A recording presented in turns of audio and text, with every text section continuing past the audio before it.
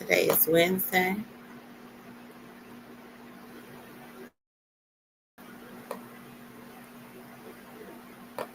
Hello and happy day. Hey there. Oh, water pump. Hello. Wow. So I'm doing a leveraging leads. I would love for you to stay. You know what? I should make this a panel. Let me make this a panel. Multiple guests. I don't know how to set it up here. Oh, hello there, Justice. Welcome. Come on in, TikTok. Come on in. Let's see here. We're going to start in just a minute. Okay, we're live on all the other places. I'm just on TikTok too, trying to figure out how to make it that they can come on stage.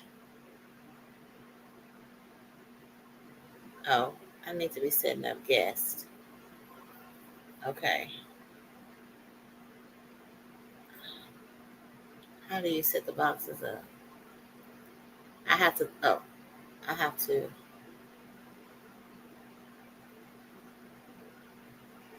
play with this another day. Not today. Okay. All right. So let's get going. Welcome, and happy day.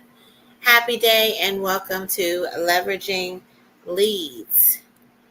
Leveraging Leads. We're so excited that you're here. This is a safe space of support, enhancement, and enhancement to get leads, which are collaborators, referral partners, clients, customers, and even friends. I want you to check out the pinned link on Clubhouse, the ticking link to get on the email list, and then you can check out the link in my bio on TikTok. It says there, it says in that link, information on getting on the email list. A weekly email will provide new leads and strategies to be more visible. Get ready to take action in this meeting. Okay, you're going to take action by creating your powerful introduction and sharing it. Okay, so I want to hear from you all. Welcome in. So happy that you're here. We only meet for 30 minutes. Actually, we're gonna stay only for 30 minutes today. Usually we're here from 8:30 in the morning Eastern time until 9. But today, because we started off late, we're gonna stay until 9:15. All right. But it's only 30 minutes, a jam-packed agenda where you're going to have gratitude, the ingredients of a powerful introduction, examples of a powerful introduction, then a leveraging leads lesson. And then we're going to talk and see if anybody is out there who has created their powerful introduction and they actually want to share it. We want to hear from you. We will invite you up to come to share your powerful introduction. But first and foremost, we need to know that daily reiteration and declaration of who you are is vital to build confidence and call forth your desire. Yes, daily reiteration and declaration of who you are is vital to build confidence and call forth your desires. Hello, Keela. Welcome. Thank you so much for joining and listening to the replay. All righty.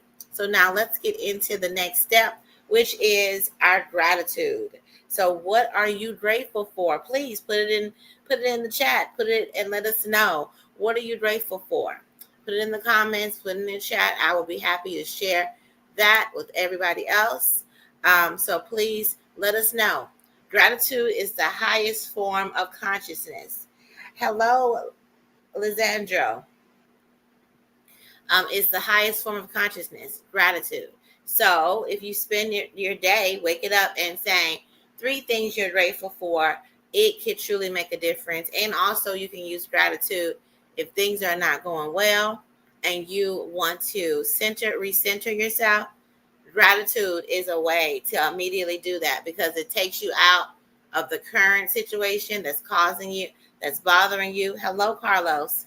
And it brings you to the present.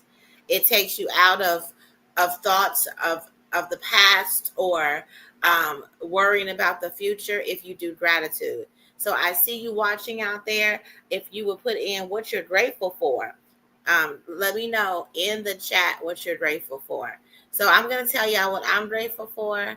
I am grateful. I'll have to say I'm grateful today that both of my co-hosts are busy getting some things done. They're both very busy out in these streets, already being powerful in these streets. Okay, I am grateful to that. I'm grateful for my good night's rest. I was like so exhausted. Oh my word, I was exhausted, and so because I went ahead and went to bed early, and earlier than I've been going, around the time I should be going to sleep, which is about 11:30. So I actually went on the bed, and I feel grateful for my good night's rest. I feel grateful for an interview I did yesterday, and it was amazing. And I I just want to say I enjoyed the experience. I enjoyed the experience of talking to that person, of learning about their business, of learning how I could benefit their business, of asking them questions, of showing and sharing who I am. Let me tell you something. Oh, that's what I'm going to tell you all about. That's going to be the leveraging leads lesson. All right. So that's what I'm grateful for. You have plenty of time to put in. What are you grateful for? Please put it in the chat. What are you grateful for? Hello, Water Pump. Welcome. Hello, Aries. Welcome. Come on in. What are you grateful for? What are you grateful for this morning? Happy that you're here. Let's see who else is watching. All right, everyone. This is Leveraging Leads. Let me just reset this space. This is Leveraging Leads. It is a safe space to find referral partners, collaborators, customers, and even friends. That is the purpose of Leveraging Leads. You come in and you share. You come in and you create, if you haven't created and sat with, to create your powerful introduction. And the most important part of that is understanding who you are. Hello, El Deblito. Thank you so much for being here. This is an action-packed time frame. Your goal is to create your powerful introduction. What makes it powerful? Now we're going to get into, so first we have gratitude, and then we go into, make sure you put in what you're grateful for. Then we go into the ingredients of a powerful introduction. All right, so what are the ingredients of a powerful introduction? All right, the first thing, ingredients, okay, is who are you? Okay, it starts off there. It starts off there. I know that's a question that most people do not sit on. They do not sit on. They do not specifically sit in that and understand that. Who are you? That's the hook. That's the hook, and what calls people in to interact with you. But let me share. Let me share something about that. I was talking to a group yesterday because we have a Tuesday tips with Keisha that happens in the Thriveverse at 1 o'clock Eastern time on Tuesdays. Okay. And so I was in the room with some gentlemen, and I was talking with them about the ingredients of a powerful introduction, and that it starts with who are you? And I was asking them to introduce themselves, but they went straight into telling me a role that they serve. Hello, Luis. Welcome. Hector, hello. Please put in what you're grateful for in the chat. Hello, Sabrina. Please put what you're grateful for in the chat. All right. So he was talking to me, and he said that he immediately said that he's a father, that he's a husband, right? And I was like, okay, but who are you? Who are you? right? Who are you? Is the question. And because it's not a role, it's not a responsibility, it is not a title. Okay, you are, who are you? Like, what's the essence of you? And we went kind of round and round about it, and he was talking to me, and let me tell you what his I am statement is. I am love activated. Woo! Even when I think about his I am statement, it makes me feel excited, right? And it hooks me into who he is. And that's when you spend time and you really think it through and you recognize that I am something. Who are you? All right. Who are you? Now I have to tell you, there was another gentleman in the room, and he said when he said that he was a father and a husband, I understood him. I said, but you and the other fathers and husbands may understand him, but he's not understood specifically to on anyone else that doesn't identify with that specifically. So that doesn't hook everyone, and it doesn't help people to see him and to see the difference between you and someone else. If you say you're a husband and a wife, then, or you're a husband and a wife, a husband and a father, that doesn't. There's several people that do that, right? So what is it make you different than the other person, right? So he spent some time saying, I'm love activated. And then the other one was like, I understood him because he is. And then he starts saying, he's kind, he's this, he's this, he's this. And I'm like, you can't tell this man who he is, but you're actually imposing yourself and your definition of these terms on him, right? Yes, that's what you're doing. Hello, architect. Hello, Forest. Hello, welcome in. Hello, Krahira.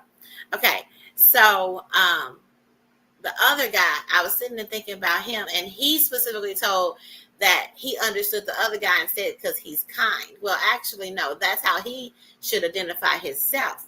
So with that being said, he should probably say that I am something like I'm and he mentioned something being about being one of a kind, right? So maybe something like I am one of the kind. I don't know. I don't know what he can say because I need to learn more about who he is. But he never really came out with his who I am statement. But let me tell you, I want you to sit in that and figure out what are the characteristics of you. Maybe even think of you as a child before you had roles. Who are you? Who are you? I mean, when you think about it, you see kids on the playground, they play differently. Like they all play differently in their own ways. And it's based on their personalities. So who are you? Who are you? Like, were you the kid that was doing this, doing that, whatever else? Well, that is the pure essence of you. And it also shares and talks through, your proclivities. Like, were you somebody who was telling people, walking up to people and asking them to play? Or were you somebody organizing the play? Or were you somebody who was just over by yourself somewhere, swinging on your swing? Or are you somebody that wanted to do a participatory thing, like a seesaw? You had to have another person do it with you? Like, what kind of kid were you? Like, what is the pure essence of you? Hello, Michael. Welcome, welcome. Hello, Miss Bluevy. Miss Bluevy. Welcome in. Okay, so that is the who am I. That's part of the powerful introduction. Now, when you finally get that, okay, then that's your hook. And then the next thing you can talk about is your credentials and your titles, okay? Because some people need that. People sometimes need to know that you have a credential and title, and usually something that qualifies you. But recently, I also was working with people and talking to them on how to simplify that, um, the how like simplify what you do. Okay, that's another challenge. Simplify what you do. And so I will tell you that I had some ladies that worked on that with me, and but I'll tell you what mine is, and then we will talk about what yours can be. Simplifying, what do you do? Okay, so a simplification of what I do is I listen, teach, lift, and bring clarity for activation. Okay, again, this is very, I simplified it. I listen, teach, lift, and bring clarity for activation and execution. Yes, that is a simplification of what I do, right? So, something that you can be thinking through as well. So, that goes into what I do. So then after that, you would say, who do you serve? Because it's important for you to be clear about who you're talking to. What kind of people are you specifically wanting to serve? Well, who do you serve? The target market, okay? Your target market. Usually this is a reiteration of, not reiteration. This is an iteration or a version of yourself from the past, okay? Usually that's who people are serving, especially if they're serving from a heart, from their heart, and from wanting to create and be on purpose. Like there's a reason why all the situations happened in your life. And so being on purpose means that that version of yourself that was in that space, you know exactly how to get them to results because you understand next. Why do you serve them? Their pain points, right? Then you have the solution because you are the solution. You have evidence of the solution. You have created the solution and you have it. And so you want to serve them by saying, hey, I understand how to transform out of this situation into a better one because I had the experience. Okay. Then next, what makes you uniquely purposed to serve them? Yes, uniquely purposed. This goes back to that who am I? When you know who you are, you're able to see, okay, I remember all the things that happened to me. This is when your story comes in. Your story about yourself and how you have made it to the victorious person that you are right now, okay? And then who do you want to meet? That's the next part of the powerful introduction. Absolutely vital to have this because you cannot be talking to a whole lot of people. You need to be talking to a particular people, okay? Particular people so that you can gain actually somebody that's going to act. So what was the whole reason of creating a powerful introduction if you don't get somebody to respond to it and act on it, right? You need someone to act on it. So, because what was the purpose? Going back, the whole reason that we're here was to connect, find collaborators, referral partners, customers, and even friends. All right. So then, who do you want to connect with is the next thing. Being intentional about who you want to connect with. And so not saying anything else but like this is particularly the person I want to connect with and this is how to connect with you. Now a lot of times people don't give that part, that call to action. And so then the introduction is just sent out and nothing happens. All right. So usually during this time, after I do the ingredients of the powerful introduction, and you've had a chance to think it through and write out these things, right? And have some clarity around that. Now you can keep on working on it because now I'm going to share my powerful introduction. I'm going to share mine. Hello and welcome, Oscar. Thank you so much for coming in.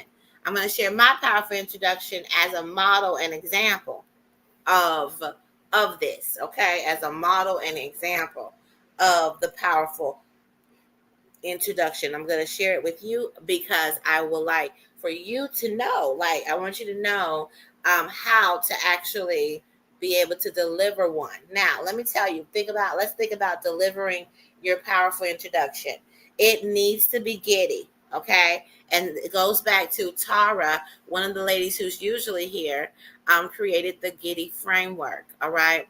The giddy framework of not just presenting yourself, but also interacting with people. You should speak with passion about what you're about and who you are. Like, you need to be very clear and be able to speak from that space of giddiness. All right. So what is giddy? Excited. So G is excited and lighthearted. Okay.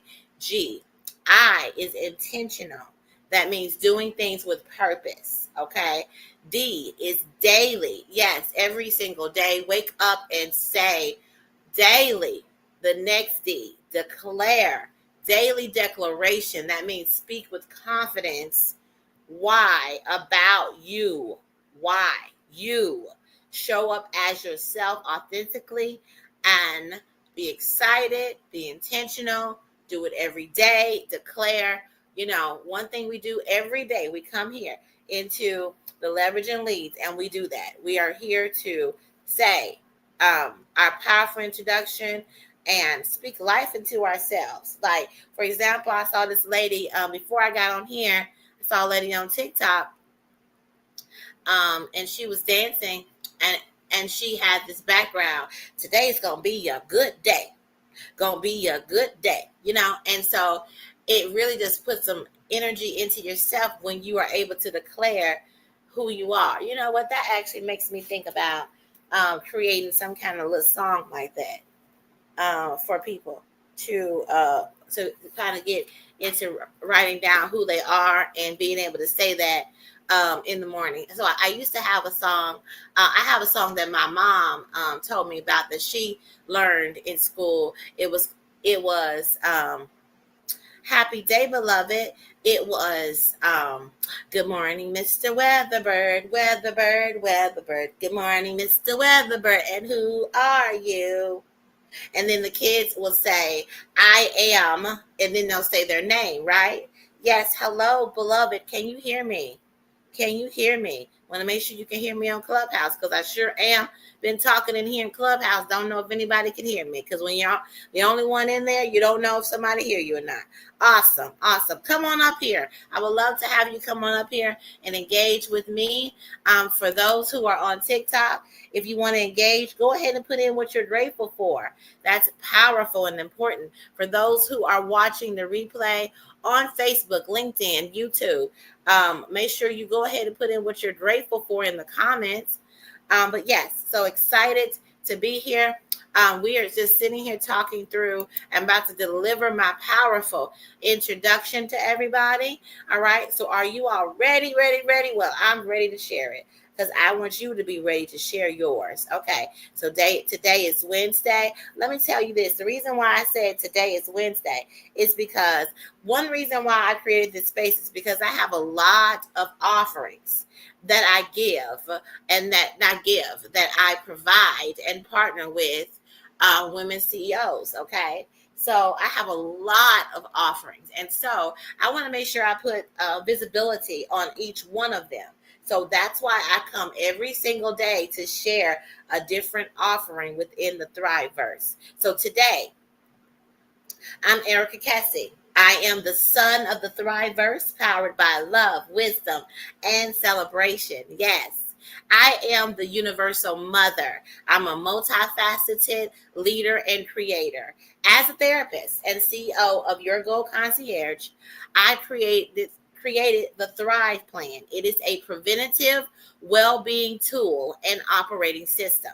Okay, my team of Thrive strategists offer on-demand supports and support groups for leaders and CEOs experiencing imposter syndrome and burnout. So if you are a leader out there feeling confused and questioning and want someone to hold space for you, okay, then apply for a different kind of support with the high functioning strategist. You can go to www.yourgoalconcierge.com/thrive-plan. All right. Go on over there and would love to have you to take a gander at that offering. Beloved, thank you so much for coming today. Appreciate you being here, and would love to hear your powerful introduction. I hope that you spent a little time working on it since you were here last time. So, because I'm listening for that very first sentence to be the hook, and that's the purest essence of you. So, please share your powerful introduction. Peace and love to space. Glad to be here. My name is David. I'm chiming in from New York City, and I am by profession an author. I'm a Renaissance man overall, but I'm an author, I podcast, and I help people save time and or taxes on their flights. What got me into that was I love helping people to celebrate themselves at a much higher level.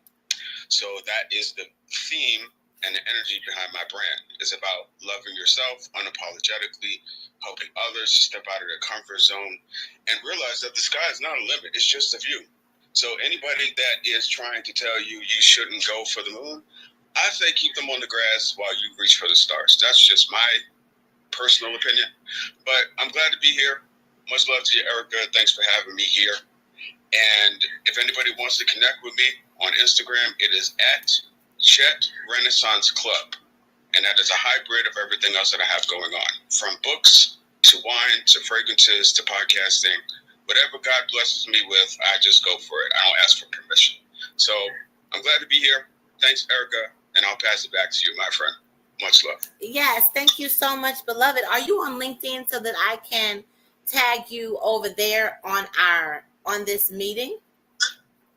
Yes, I'm on LinkedIn. I'll actually, you know what? I'll put my link in the chat. Okay, awesome. And for everybody else, that's one reason why we're here, is so that you can share your powerful introduction. I know that it was amazing, the introduction that Beloved shared, but I'm going to have to push you a little bit here, Beloved, because guess what? I did not hear your who am I statement. Let me post this. Your who am I statement, it is not what you do. It's not what you do. It is who you are. So think about when you were on the playground. Okay? Think about when you were on the playground as a kid. And what were you doing on the playground? Introducing yourself, talking to the other kids, seeing who likes you, who don't. That's what you were doing? Yes. Okay. No, that's great. No, that's great. So you were doing that. But so what does that say about you and how it translates into who you are now? Basically, you engage people? Mm-hmm. Okay, so you want to be connected, right? I mean, not with everyone, but yeah. Well, I mean, you initiate. Yes, I do initiate. Absolutely. Okay, so what is it that we can say is the who you are without saying a role or something that you're doing? Hello, Austin. Welcome to the space. So happy to see you here. Hello, Act. Welcome to the space. Happy to see you. So what is it, like your purest essence of you, right? So if I had to narrow it down to a sentence. Like I'm talking about like characteristics, all right? Not roles. Go ahead. So I, as a person, am free-spirited. I love to celebrate life. I like moving to the beat of my own drum. I love inviting other people along with me that also resonate with that energy. And like I said, I feel like there's no limits except for the ones that we give ourselves. But I love to celebrate life. I like to be around people that like to have a good time and enjoy good food and just enjoy themselves. That's pretty much at the essence of whatever comes out, whatever I choose to create. It's about loving life. It's about celebrating people and celebrating yourself.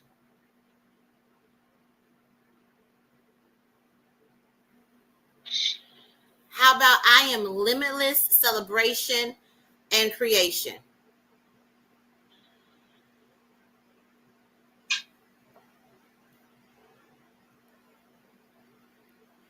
I do like it. I would keep the celebration and the limitless. Absolutely. I do like it overall, though. Okay, no. I'm not. I want you to create this. Creator, I want you to create your I am statement. Okay? I'm just trying to put words out here, going back, trying to create the I am statement. So, what would you put in? What would you say? Would you say?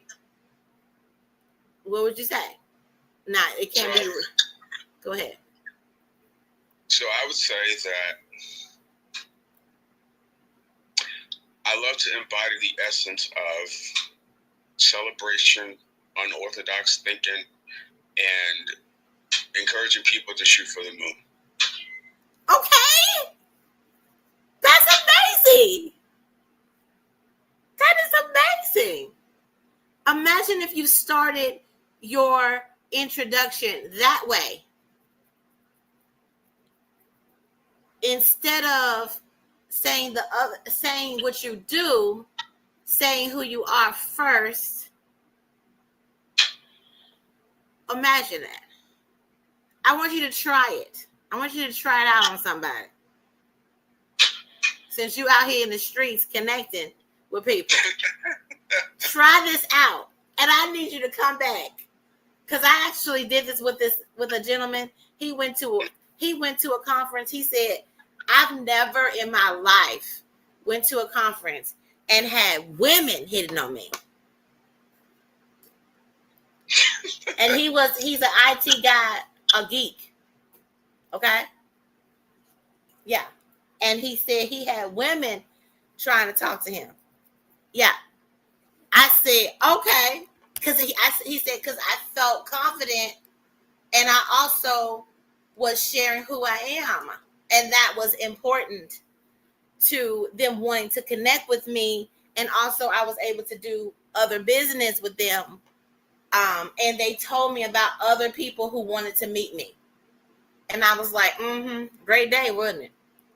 Imagine going to a conference and you saying what you do. People really are not, they don't want to know or be able to, they're not going to truly connect with you.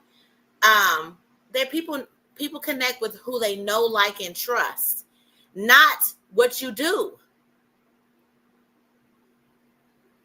Right? That's who they're connecting with. Because you have come into this space twice, you're building capital with me. But I didn't immediately want to connect with you on Instagram yesterday because I still didn't know you. But I feel as if I would love to know you more now. So, beloved, can you say that again?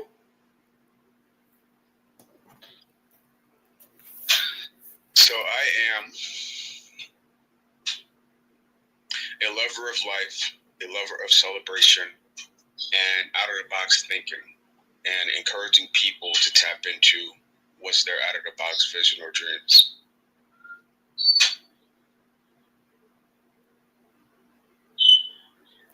Now, is there a reason why you didn't say unorthodox? No, I did say unorthodox. You did? Yeah.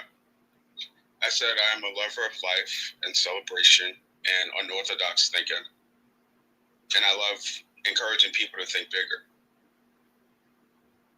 Okay. So, I don't want it to be about anybody else. being a lover is still a role.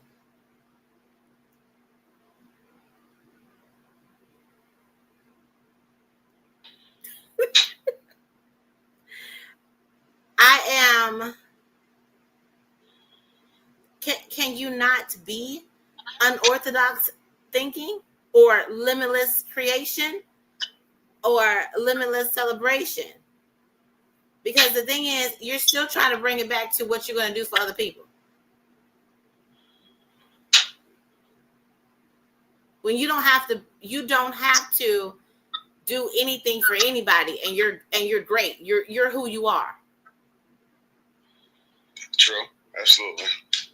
Yes. So tell me. I know I'm pushing you today, but that's okay. I don't want to, and I know that I've been in situations where people have pushed and I didn't ask to be pushed. So this is what I'm gonna do. I'm gonna let that go. Let me go over to Act. You're in the room.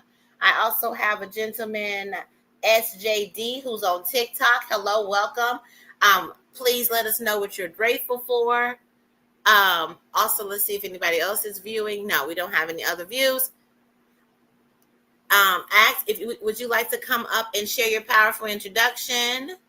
Oh, thank you so much, beloved, for putting your link. He said, "I'm grateful to be calm under pressure." Yes, thank you. Ma'am. Yes, you're calm under pressure. That is amazing. A lot of people are not able to do that. See that right there. I love that. I love that. That shares some things about who you are too. No, it does. Patience is definitely a virtue. I figured that out. But do you think that you built that for yourself due to circumstances, or do you think you've always been that? That was definitely built due to circumstances. Okay. Not taking everything personal in business, or when people say something that I don't agree with. Absolutely. Welcome, David. Come on in. Happy to see you. This is Leveraging Leads. We are sharing who are you, asking that question, who are you, and then also answering it. Like who are you? It's not a role, it's not a responsibility. Act, I see you down in the audience. If you would like to come up and speak to us and share your thing, what you're grateful for, we would love to have you come up. For those on TikTok, if you want to share your powerful introduction, go ahead and put it in the chat. We'd love to hear from you. So let's go into the Leveraging Leads lesson. The Leveraging Leads lesson I want to share is it is important to spend some time sitting with yourself to recognize the characteristics that you bring into what you do, because people are wanting to know that information. That is how they specifically decide if they're going to move forward with you versus another person. I want to tell the story, and I told a little bit about it when at the beginning, but I was in Clubhouse and was doing the Tuesday tips with Keisha, and Keisha wasn't there, so I was talking to people about their powerful introductions and who they are. And one gentleman said, "I'm a father and a husband." And the other one said that he resonated with him because he held those roles. So he automatically said that he knew this man because of those roles. Now, the flaw in that premise is everybody's not the same kind of father. Everybody's not the same kind of husband, right? So if you basically, when you are listening to a title that someone has, you're bringing in every interaction that you've had with that, if you've been that, if you know that, if you've been around it.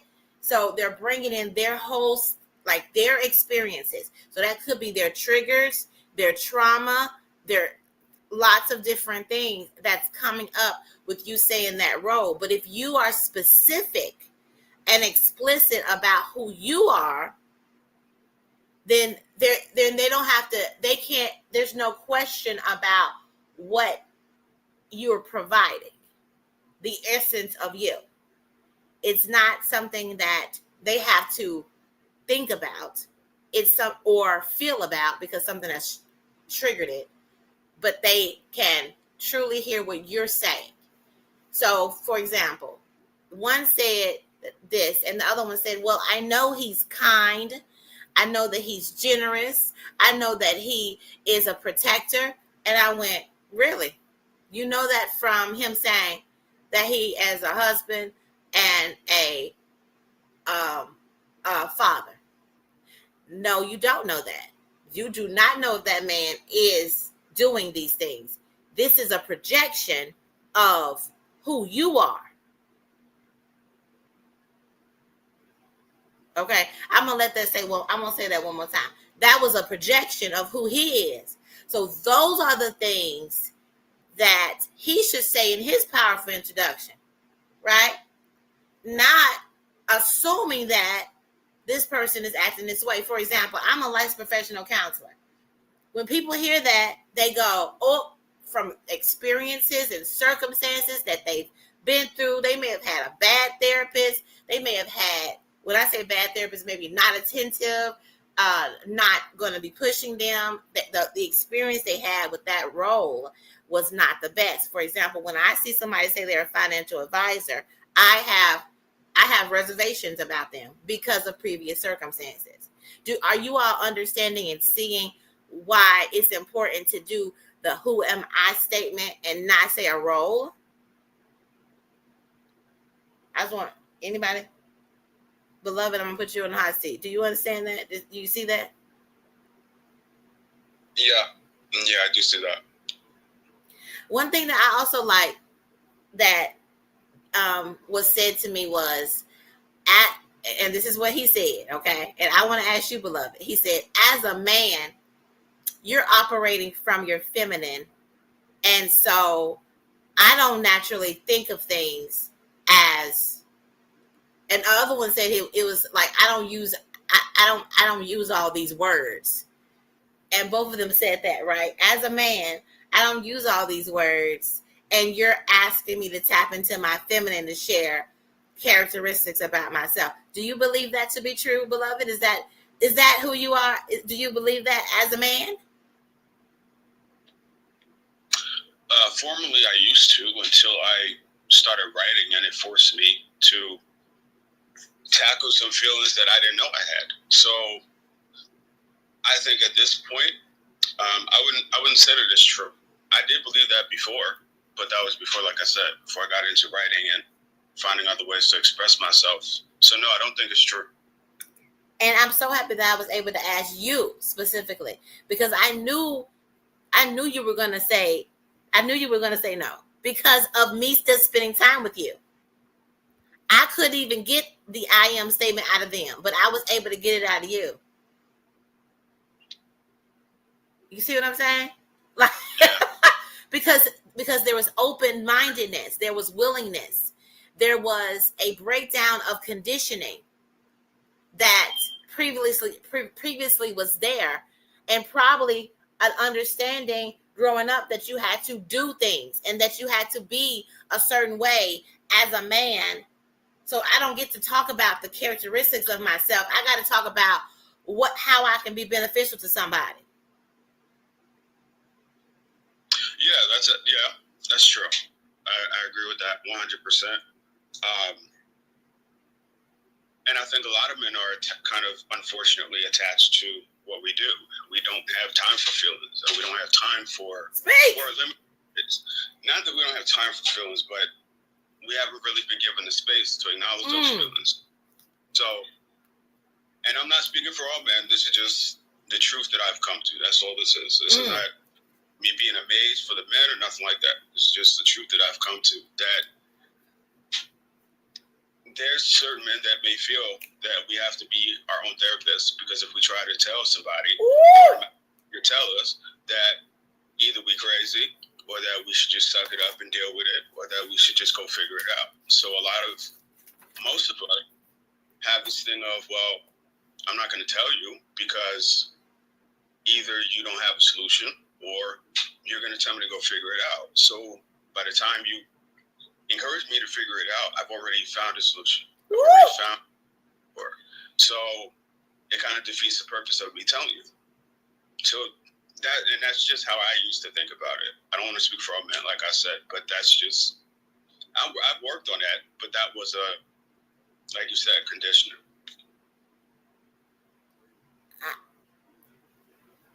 First of all, thank you. I am sending so much gratitude to you right now. And I mean, actually, I'm sending it to you, not necessarily for what you said, because I do have an expectation that people are evolved and high achieving in the spaces that I create. I hope to attract that. Yeah. I'm not grateful to that. I am grateful. And I'm not grateful that you're particularly a man. I'm grateful that you are willing to do the work. And I get to celebrate with you the outcome of the work. Absolutely.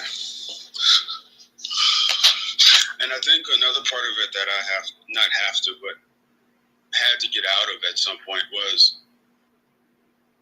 that I am more than just my business, or men are more than just their business. So, yeah, glad to have the conversation. You know, listen, sometimes you just got to clap it up for yourself. I'm clapping it up for you, but you need to be clapping it up for you, okay?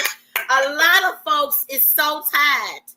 That's a whole nother, listen, beloved, I want to invite you back to actually let you do the leveraging leads lesson part. Like, let you do the leveraging leads lesson where you talk about disconnecting from your business in order to be who you are. I'm down to have that discussion. I'm down for it. I'm down for you to teach on it. Because, honey, sometimes I need a man to say something around here, okay? And because they don't want to hear me. But I'm the kind of person where I'm like, you don't want to hear me. Well, we're going to let you hear somebody say it. Somebody other than me.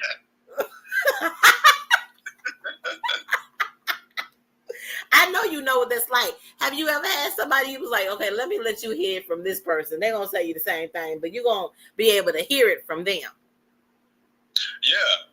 I mean, I laugh it off now because I think it's funny. When you just want to chill and relax and somebody puts you on the spot, I think it's funny. So I laugh it off now, but yes, I have been there. And it's like, wait, that ain't what I signed up for. Well, this is what God wants you to do, so it don't matter if you signed up for it or not. Ooh. This is what you do. So I'm going to need you to get yourself right and say this message. Oh, okay. All right. All right. Yeah, I mean, I feel like that's being on purpose. That is being on your purpose right there. Like, when you get the inkling circumstances to just flow in and you give your bit and you know that bit is going to make a difference to the people in the space, that's all that you were meant to do right then and there. That was it. Activate, go. That's it. And you'll be done. And that is called flow, and that's being in a certain state of well-being that a lot of people are just not at that level of understanding. But I was just listening to someone, and they mentioned that when you truly know who you are, that's when you have freedom. Yeah, 100%. Because that means that you can do many things, beloved. You said earlier, here is a link to all the things I got going on.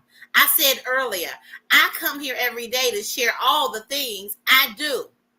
Yes, but who I am allows me to go ahead and have all these different offerings because I'm multifaceted. I know that for a fact, and I know that I'm here to create. So I constantly, every time there's something that I see needs to be put in place, I'll go make it. That's just how I am. Exactly. Because I'm a creator. And we're supposed to be, especially in these kind of spaces, co-creating. That's what I want to build with people. Every space it is, I have an expectation that you're already thriving here. Like, I don't have to necessarily get you to thriving. You're at a high frequency and you are creating with me. Otherwise, it doesn't feel good to have that person around me. Exactly, because then you feel like you got to slow down so they can catch up and that kind of stuff. Okay. Listen, I have a part of myself called the speedboat, baby. And I'm always splashing on people because, listen, get out of the way. They in rowboats, tow boats, and all kinds of boats. I'm in a speedboat. If y'all get splashed, listen, I'll be your villain. I will be the villain because I got to get out of there. All right? Y'all not going to, I like momentum. I really do. In the work that I do and how I move. Yes. Yeah. I like movement. I like growth. I like things to go. And when you're at a certain level of your contentment and understanding of self and freedom, you can move, and it's like it's not no second guessing. It's just exactly inkling, go, inkling, go, inkling, go. Oh, it's so good. Hi, speedboat. I'm Lambo. Nice to meet you. Meet you, speedboat. Hello, George. Welcome to this space. Now, what kind of boat are you again? They do make Lamborghini speedboats. Oh, look at you. Okay. Look, I tell people it takes speed to know speed. Oh, I like that. That's true. That's true. Oh my goodness.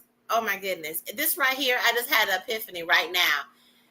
You know, a lot of people say, "Oh, you have to understand that you're not like other people." I used to let that slow me down. Now I say, well, I don't want to be around them then. Like, I just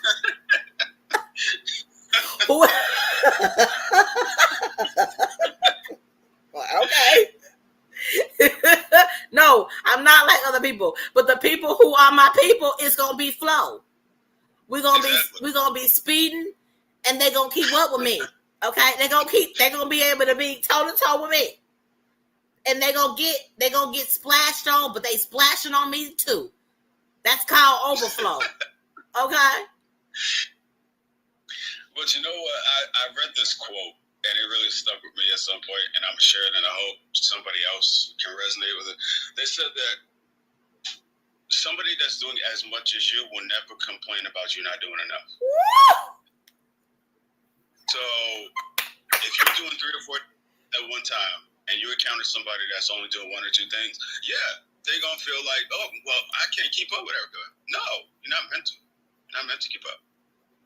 But when you find other people that are doing 3 or 4 things like you, it's like we just flowing. We're just having a conversation. It's not right. I'm not rushing you. I actually am not rushing. It don't feel like they tell me it's that I'm moving and I'm rushing, and then I'm looking at my life and I'm having a good time. That's what I'm here to. That's what I'm doing. When I'm in flow, I feel like I'm having a great time. I'm exploring. I'm, like you mentioned, celebrating. That's what it is. So when I say I'm the son of the Thriveverse, I'm the center of a Thriveverse that I've created. If you want to launch into my Thriveverse, you gotta complete a Thrive plan. If you want to launch and be next to me, I shine brightly. You need to make sure you can handle the heat. You can handle the shine. Like, But it ain't my business for you not to put on your sunscreen and for you not to put on your sunglasses. That's not the sun's business. The sun's business is shining. Look at you. Ah! Come on, Lamborghini. What is that? Shining. You met the right one today, Erica. You met the right one today. I already listen. You done peeped game since yesterday, okay? And you came back because 100% people they like to come in get a. You know how people do with the sun. They go get a little bit, go in the house, and that's my has been my experience. But I'll have to say the two ladies that are here, that's usually here, the reason why they're not here is because they doing big business, okay? And I don't have no problem with them doing big business. Hello there, George, and welcome in. You can please put what you're grateful for in the chat. That's your magic ticket to get on stage. But anyway, you all, hello, Dawn, and welcome to TikTok. This is Leveraging Leads. What is your powerful introduction? What's your powerful introduction, George? We'd love to have you come up to share that. We're in here. Hello there, viewer that's on Facebook, LinkedIn, or YouTube. Put what you're grateful for in the chat. Thank you for coming by. All right. So yes, beloved, I'm so happy that you get it. you get it, because I'm moving. And if like people be like, where in the world is Erica? Because I'm always in another place. Like they don't know where I'm gonna be. Where is she at? Is she here or is she there? They don't know. And they be like trying to figure it out. But the thing is, you ain't gotta figure me out. Go figure yourself out. I'm okay. I'm good. I'm really resourceful. I got this. Exactly. And just because you don't talk about it don't mean it's not being done. Of course now. They don't need to know. They don't need to know all of that. I mean, because if you really did share with them, they'll be overwhelmed. Like most of the folks I interact with are neurodivergent, ADHD, and autistic spectrum. That's who I attract. Wanna know why? Because I'm like that. But I'm not gonna put myself in these boxes. I'm just going to curate the experience that I want to have. That's the issue. Every last person that are saying they got some kind of something like that, is they are allowing the world to dictate to them how they should move. They're masking. And I'm like, dumbass, be wild, be free. Be yourself. If you want to throw your leg in the air, do it. As long as you don't kick nobody. You know what I'm saying?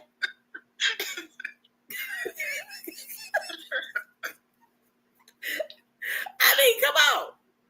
But when you put limits on yourself, okay, and you're not free because everybody around you telling you supposed to conform to a certain way, right, then of course you gonna feel all kinds of conflicts on the inside, and you will never be in flow. I'm in flow when I just be all the way Erica. That part, yeah, absolutely. And then sometimes you get people to say, "Well, she needs to turn down a little bit." Like, wow, she's a whole lot. And I'm like, okay, yeah, no, I'm not a whole lot. You just are not a good fit. Thank you for letting me know. Folks, get up here on stage right now. I was talking about you. You know I was talking about you. You were my leveraging leads lesson, folk. You know the gentleman I was talking about in leveraging leads who was telling me that he knew about the other man and his characteristics. This is the gentleman right here. Folk, get on stage. Come on. Come on up here. Come on in this house. Nice to meet you, folk. Nice to meet you, folk. Yes. Okay, folk, you know what you never did for me? You never gave me your who am I statement. So I'm sitting on the toilet thinking about what your I am statement was yesterday, because we never got to yours. Like you told me that man, yeah, I was on the toilet. That man is kind. That man is, that's what you said, he was kind. I'm like, how you get that from him? And tell him that he's a father and he's a husband. unless you identify as kind. I hear the echo too. I can hear the tile and everything. I'm not on the toilet right now.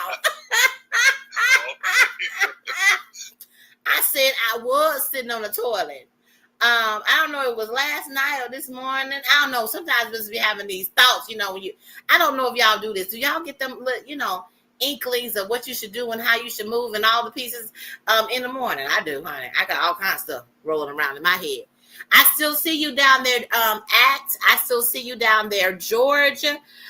Folk, so come on, tell me, who are you? George looks like that looks like an apartment complex I'm familiar with. Let me see. It looks like you could be my neighbor or something like that, man. Act, how you doing? Beloved, how you doing, brother? Hey, I'm blessed, man. Nice to meet you. Good. I'm trying to get out and answer her question. I see. Avoidance at its max right now. Come on with it. Because Beloved was in here. I asked Beloved talking about you because you was like, well, you are asking me to engage with you. She's trying to get me all in my feelings right now. I mean, come on, as a man, right, George? We ain't too quick on getting our feelings at 9:40 in the morning. Especially after you told me you were thinking about it on the toilet. Listen, Beloved, can you please? Beloved just mentioned how you all men, because you mentioned that it was that as a man, you align yourself with the role, right? So I'm trying to tell you. That was between me, you, and everybody else in the room. You see, you're spreading all my sensitive, vulnerable conversations with everybody. I don't even know these people. You don't know them. You don't know them because you wasn't in here for the I am statements. But I'm the son of the Thriveverse, powered by love, wisdom, and celebration. And Beloved, what is your amazing I am statement? Again, so he can make sure he know you.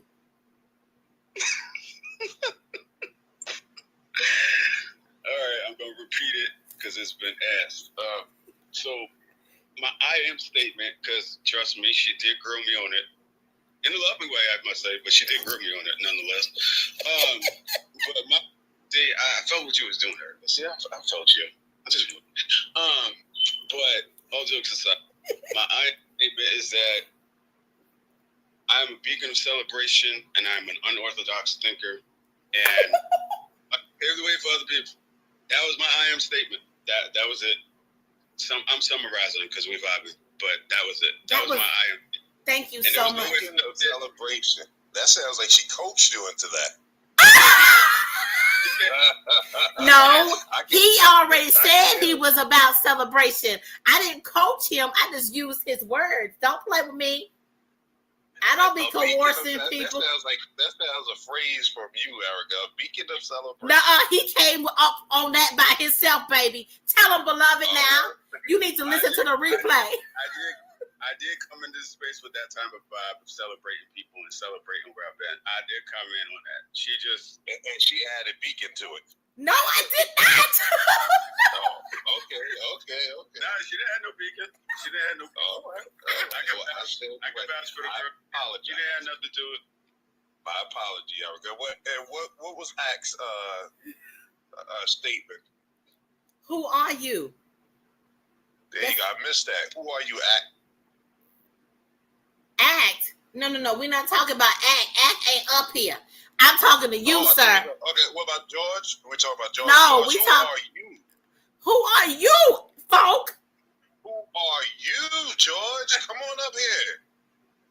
George can't come up here until he say what he's grateful for in the chat. That's the magic ticket. I don't let everybody come up here because, honey, we in the Thriveverse. Okay, folks got to be on the same frequency, a space of appreciation. All right, I'm asking you, folk. Don't you look? You over there playing? All right. Okay, so I'm gonna just give. Let me see. I'm gonna rattle off some So I am, yes, to me, being a husband and a father, that's what I lead with that, because, yes.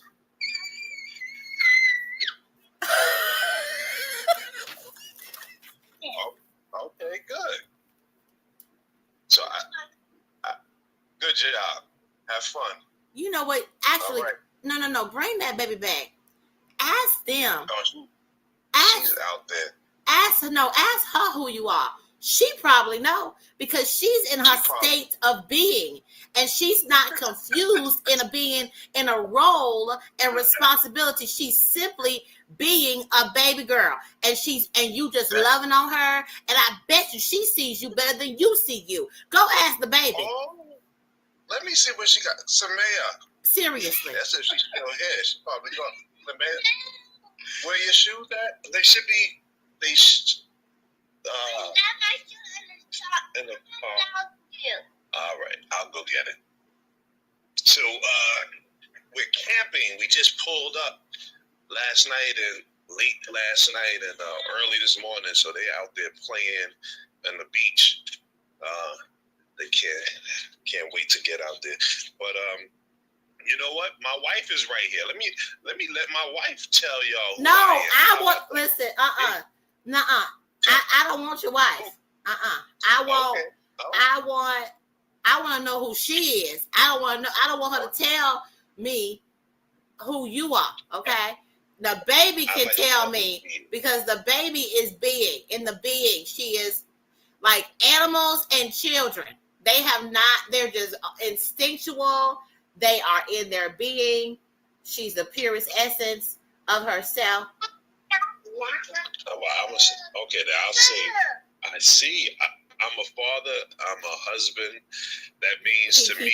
That means I'm kind. I'm patient. Let me see. I'm loyal.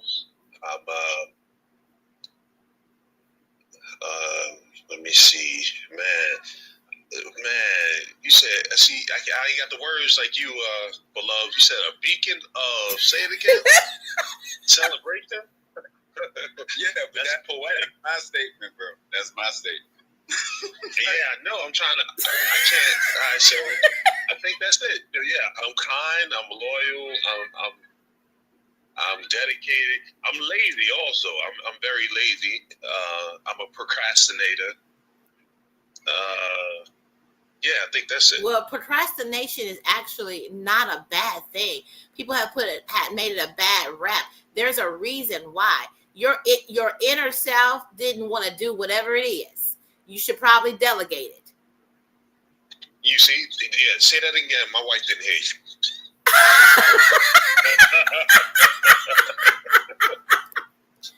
I mean, seriously, a lot of couples come to me because they're arguing about who somebody procrastinating about not cleaning something. Well, why y'all letting this be a part of your reality? Why not get someone that can come in and clean that up who wants to do that? Like, that's their purpose. They enjoy cleaning. My daughter, she loves it. So thank you. See, my wife, for some strange reason, thinks that I'm like this Bob Villa or something like that. She's like, oh yeah, we could build that. We could do that. And anytime she says we can, it means I can. She's not climbing on top of the roof. She's not building any sheds. I'm the one that got to do it. And I start doing it. And then it takes me about 3 years to finish it. And stuff like that. But yeah, we need to pay somebody to come in here and do this. That's what I said. Yeah, somebody who enjoys doing it. Yeah. But wait a minute. But this is what let's go back. You said dedicated, kind, patient, loyal. Right? Yes. Yes.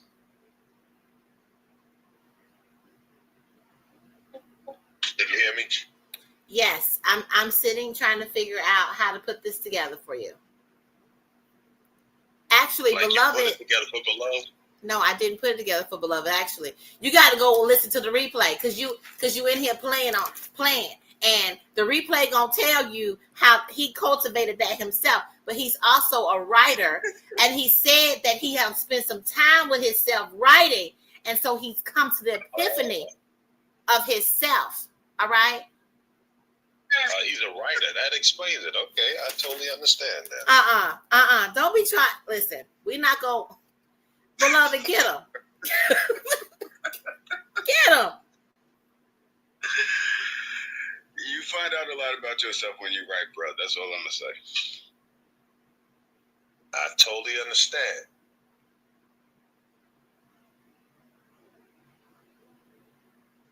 What about I am dedication, kind, patient, and loyal?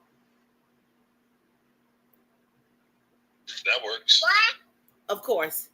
You're just not even thinking about it. I need you to have some goosebumps about it. You know what I'm saying? This is the laugh of the day. Thanks, Erica. It's not. Wait a minute. So you're not taking this seriously at all? I am taking it serious. I just think the delivery is funny. Really? Tell me how I should deliver it better, sir. I'm not telling nobody how to do what they do. No, see, you're not setting me up to be got. Nope. What do you think I'm setting y'all up? See, you know, that's why I told you I want you to come in here and talk about it, because y'all feel like I'm setting you up, right? But if a man or somebody else said it and did what they did, like, of course I'm going to deliver it the way I deliver it, because I'm a whole therapist, okay? I'm a whole business execution coach. I have the model Thriving You, Thriving Business, which is true. I know you know that to be true. When you're in flow in yourself, your business is lucrative, period. I know that. That's true. I agree with that 100%. Yep. So that's my soapbox. I get up on that bad boy soapbox every time, because the world's gonna tell you pressure it. We need to be out here grinding. You know, I don't want to grind. Don't even sound good. Why is a human grinding? Like, what is happening? I'm a human being. All right. I'm a human being. I'm not a human doing. So anyway, folk over there, he said they don't went camping. Is that not so? Aren't you all a little adventurous over there as a family? So, you know, I can go even deeper and talk about how people need to create the culture in their families, and the culture derives from the parents. But they haven't sat down and thought about it, talked about it, write it down.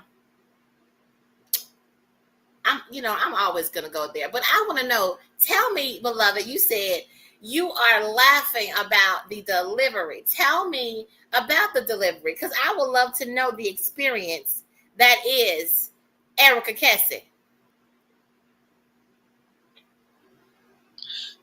See, one thing I don't make it a habit of doing is telling people how they do what they do. So I'm gonna fall in line. I'm listening. I'm asking you though. That's the difference. I asked because I want to be the best version of myself, right? So I love constructive criticism and feedback, which is what we need to be getting from our clients, right?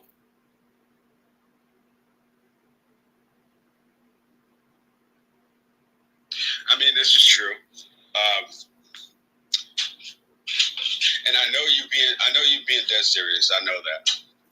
But I always know when there's a little bit of sarcasm in there too, which I'm sure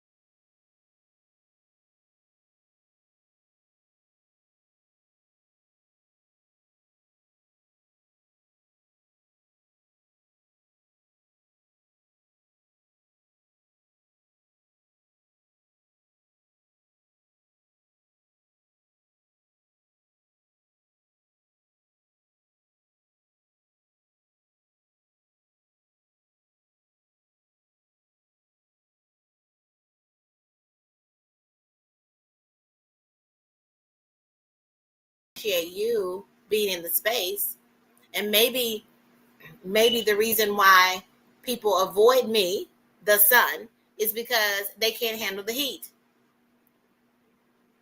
But I appreciate you handling it and creating with me. Yeah, of course. And that's also because, again, like we were talking about, before I met you, I was already doing the work. So for us to cross paths the way that we have is not, and this might sound weird or strange, but even when y'all said yesterday that y'all, between you and Keisha, that y'all run men off, I was like, okay, well, I'll be back tomorrow. You was like, bet. You was like, bet. Challenge accepted. You know what? And that's what I'm talking about. Yes. Yes. Because I feel, let me tell you what my definition of love is: nurture and challenge. Because you need someone to challenge you to be the version of yourself that you keep talking about, you're dreaming about, you want to manifest, you want not to manifest, but allowed to be. But somebody needs to say something. I'll go back and ask people, have you done this thing that you said you was going to do? I don't know if it's coming off sarcastic or not. I just know that that's what you said. When you stop saying that and tell me you ain't doing it no more, then I won't come at you asking you if you've done it. Yeah, I can totally get that. And it makes sense. I agree. I think that everybody needs an accountability partner. I think there's too much of an emphasis on wanting to do the journey solo. And that sounds scary, but everybody does need an accountability partner. Not somebody who belittles you, but challenges. And I think that there's a fine line between both. It is. Depending on the delivery of your message and depending on who you ask and how well they know you and that kind of stuff. But yeah, I definitely think that accountability partners are welcome. Even though there's a fine line between, like I said, belittlement and encouraging. I think that there's a fine line between that. And if you're not careful, you'll fall on the line of belittling rather than, no, she's trying to encourage, she's trying to push.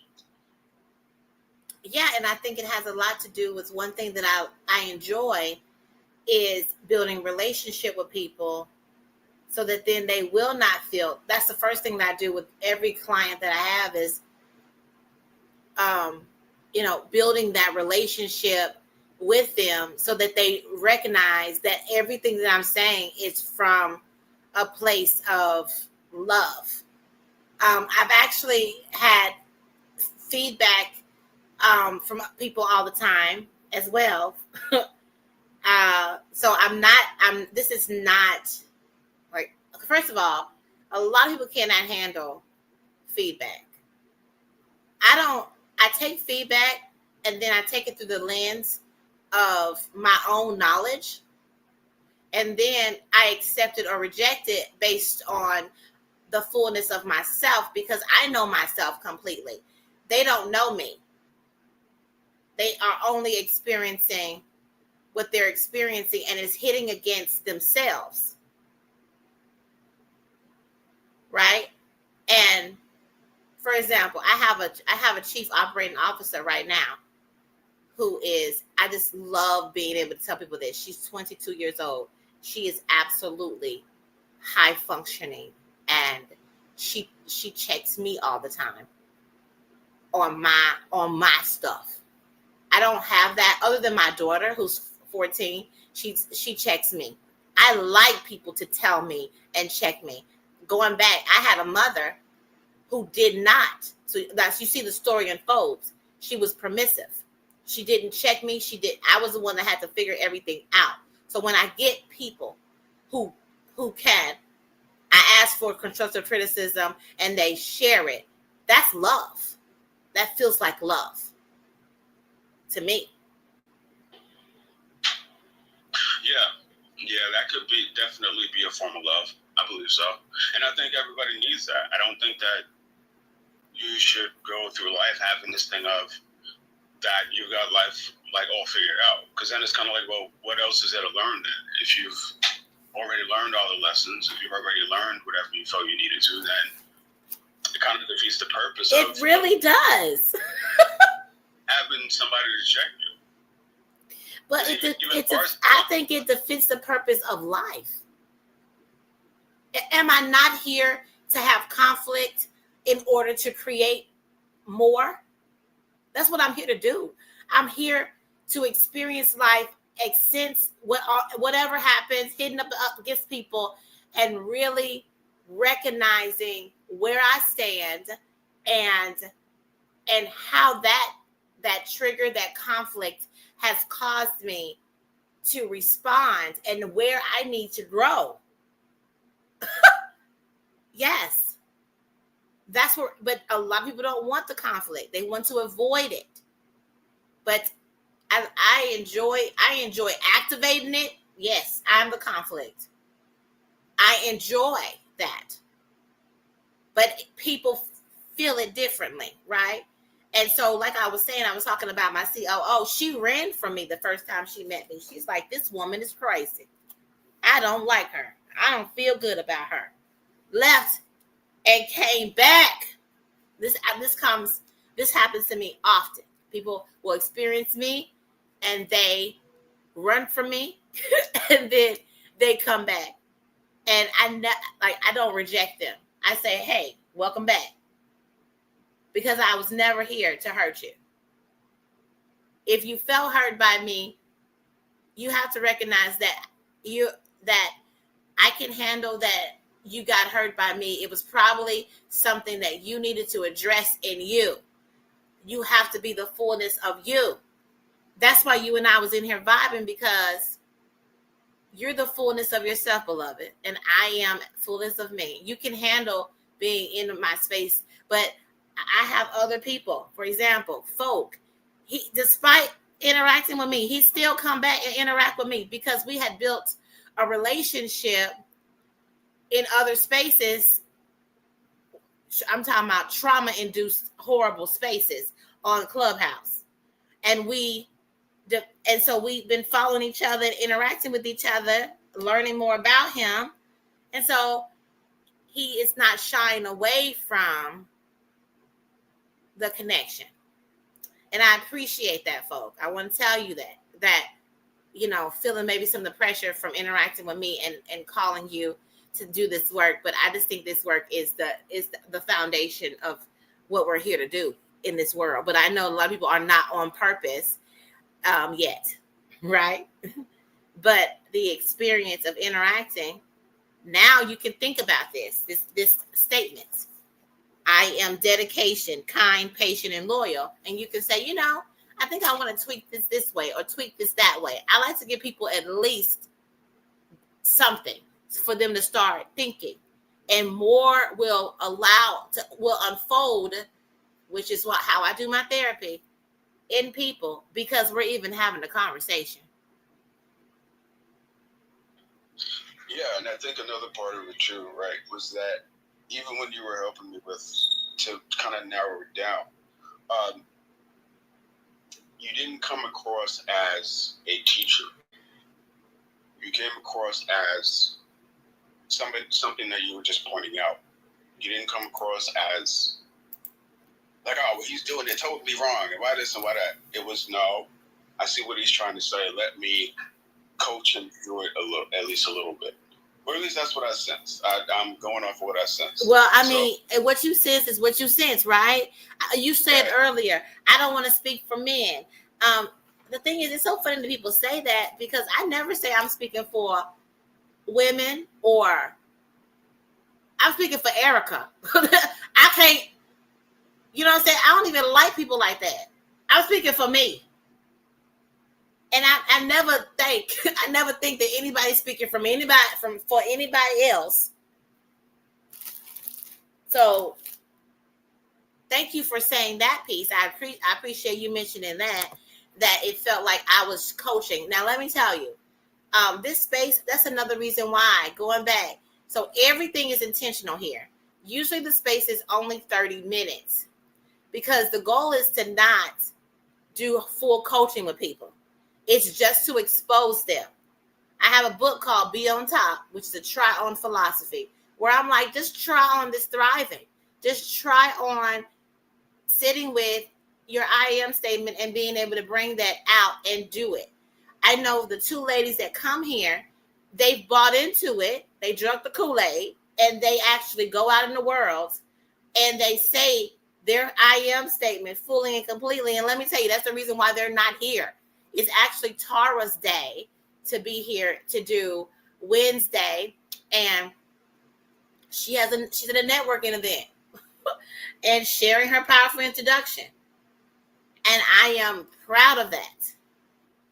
So, yeah, this space is usually just 30 minutes because let me tell you, honey, I dripping strategies, baby, dripping knowledge, right? And I also found myself giving away a lot of my knowledge when people want me to hold their hand, and they should be paying me. But I just took the opportunity today to stay longer because I am on TikTok. This is my first time on TikTok. This is my first time streaming as well on Facebook, LinkedIn, and YouTube. And so I'm excited. And the last time that I, kind of tested it out, it was not with them because they have the way that they're doing it. Like we have an overall structure and way to do this, but they come with their own leveraging leads lessons. They come with their own kind of spin on talking about on how to teach through the who am I and the powerful introduction. And so you get to hear Keisha teach through it, Tara teach through it, and of course it comes off differently from them, which is amazing because going back, beloved, I asked you to come in to the space and to do a leveraging leads lesson. It's because I want other voices here. Like you are able to interact with me, but a lot of people are not able to interact with me. And I don't even want to interact with the people who can't interact with me. I don't. Now I get a whole lot of folks who think they want to interact with me. Like that previous relationship I was involved with. He came along thinking he wanted to interact with me, talking about I'm his dream woman. The next thing I knew, I don't even hear from him no more because apparently I was too much. Too intense. That's what he told me. Yes, and I gave him an exit interview because I needed to understand. I like feedback. He told me I was intense. So, and guess what? I'm going to be that, period. That's who I am. And I love it. So if you don't want to be bothered with it, find me. You see what I'm saying? When you're just fully in yourself, people going to feel some kind of, you're going to be somebody's villain. You're going to splash on somebody. They're going to be either traumatized or triggered in some kind of way, but I brought the conflict, baby. I brought the challenge into your life for you to heal from or be bad about. One or the other.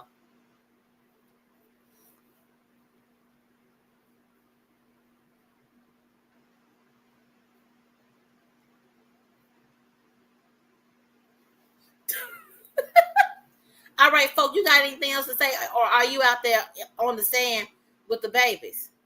I didn't know you had little babies. He out there. Yeah. He out there playing. Like a daycare center.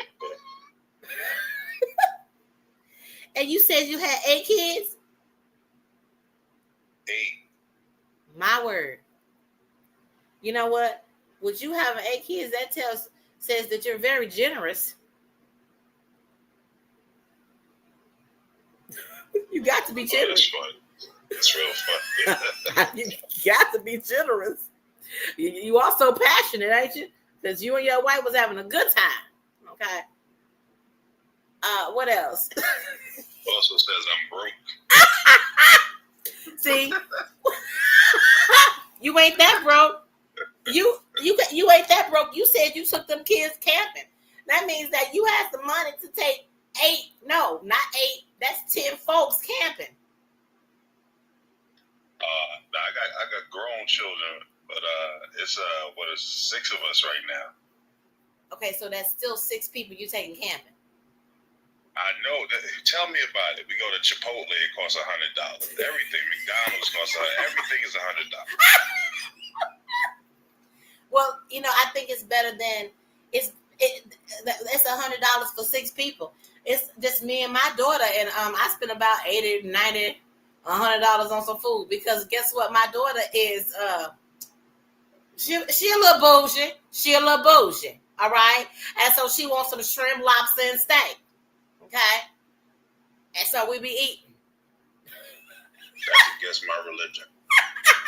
Well, it's because you got 8 of. Imagine you got 8 of them. I only got 1. It's just me and my girl. Yeah, man, that's cheap. I wish I could.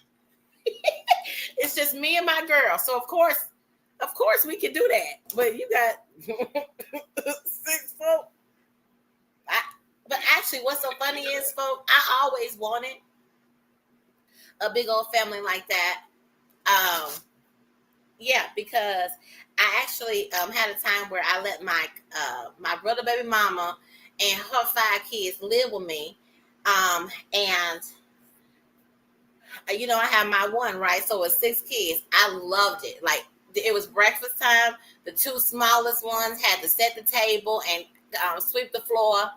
I had 2 on toast and bacon, and 2 on and 2 on eggs.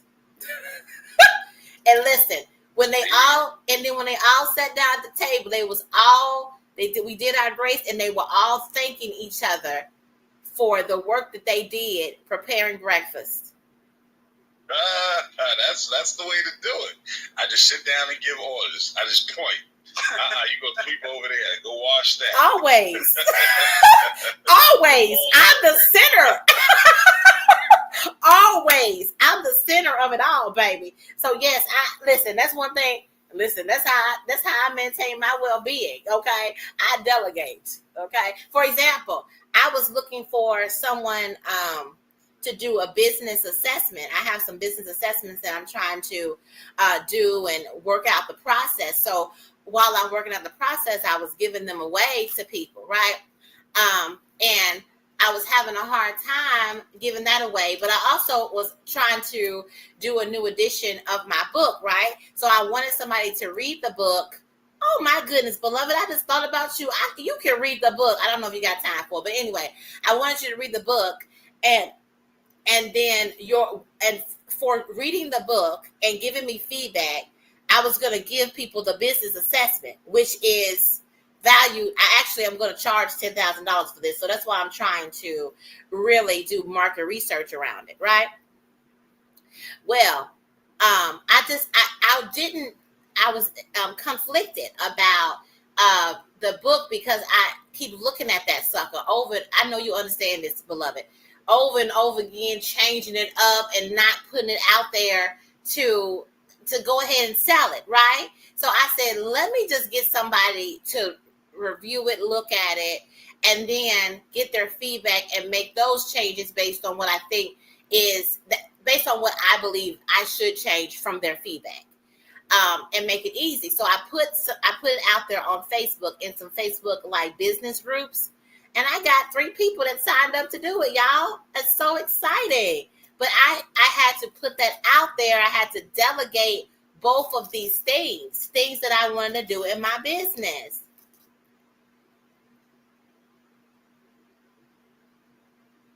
Yeah. Delegation is amazing. That's one of my favorite things to do. That is definitely a coping strategy for everything. I mean, but it should be, even though I meet a lot of, especially women, who don't do that. They don't delegate. They're afraid to. Go ahead, folks. No, you're right. Yeah, my wife actually struggles with this. She does everything. She's a superwoman. The super mom that you were trying to take her place. we had to take a break for a little while. I was like, you are the enemy. But we did take a break. We did take a break. Yeah, I was serious about that. I was like, oh no, you contested with my wife. I can't. My wife would kill me, had me sleeping on the couch, and she see me was that consort with the enemy? Is that what it's called? But that's right. She does it all, man. And I have to like, babe, get this one to take the garbage out. Get this one to do that. Don't do everything. You gotta delegate. Oh my goodness. Yeah, well, let me tell you. I know. To me, that's not what a super mom is, honey. No, she and I need to talk. You need to get her hooked up with. We need to get hooked up with each other, though, serious. Because I gotta talk to her about some things. Because that's not what I do. I have my 14-year-old honey. She makes brunch and she makes dinner every night. She serves it to me. She cleans up the house. She washes our clothes. She straightens up my room. I don't do any of this. Because guess what I'm doing? I am sitting here making money. Like, I'm making money for us to be able to live. She can do that part. Yes, she can. But one other thing about her is it helps her with her well-being. She likes that. Like, she cleaning up and listening to music is her zoning out and being. So this is a win-win situation. Yeah, I got my 8-year-old son. He likes to make breakfast. He likes to cook. He likes to cook anything, but tacos in particular. He like making tacos. Yeah, he likes to cook. So he don't mind getting in there and cooking up some stuff, but he don't like to clean up. So that causes a little bit of stress. My wife's like, look, you don't want to clean up after you finish cooking, so you don't need to cook at all. And then that just leaves more work for her. She got to cook and clean. Right. Or isn't there somebody else there that can clean? Or be in the kitchen? Or be in the kitchen with him?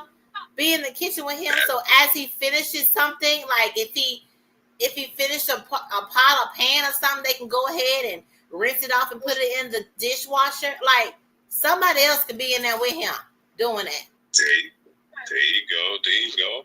I like that. Look at you.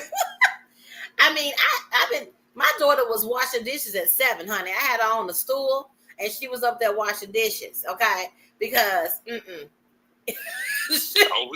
got a 5-year-old that loves to wash dishes. She'll put the little step stool up and get up there, wash dishes, do her little thing.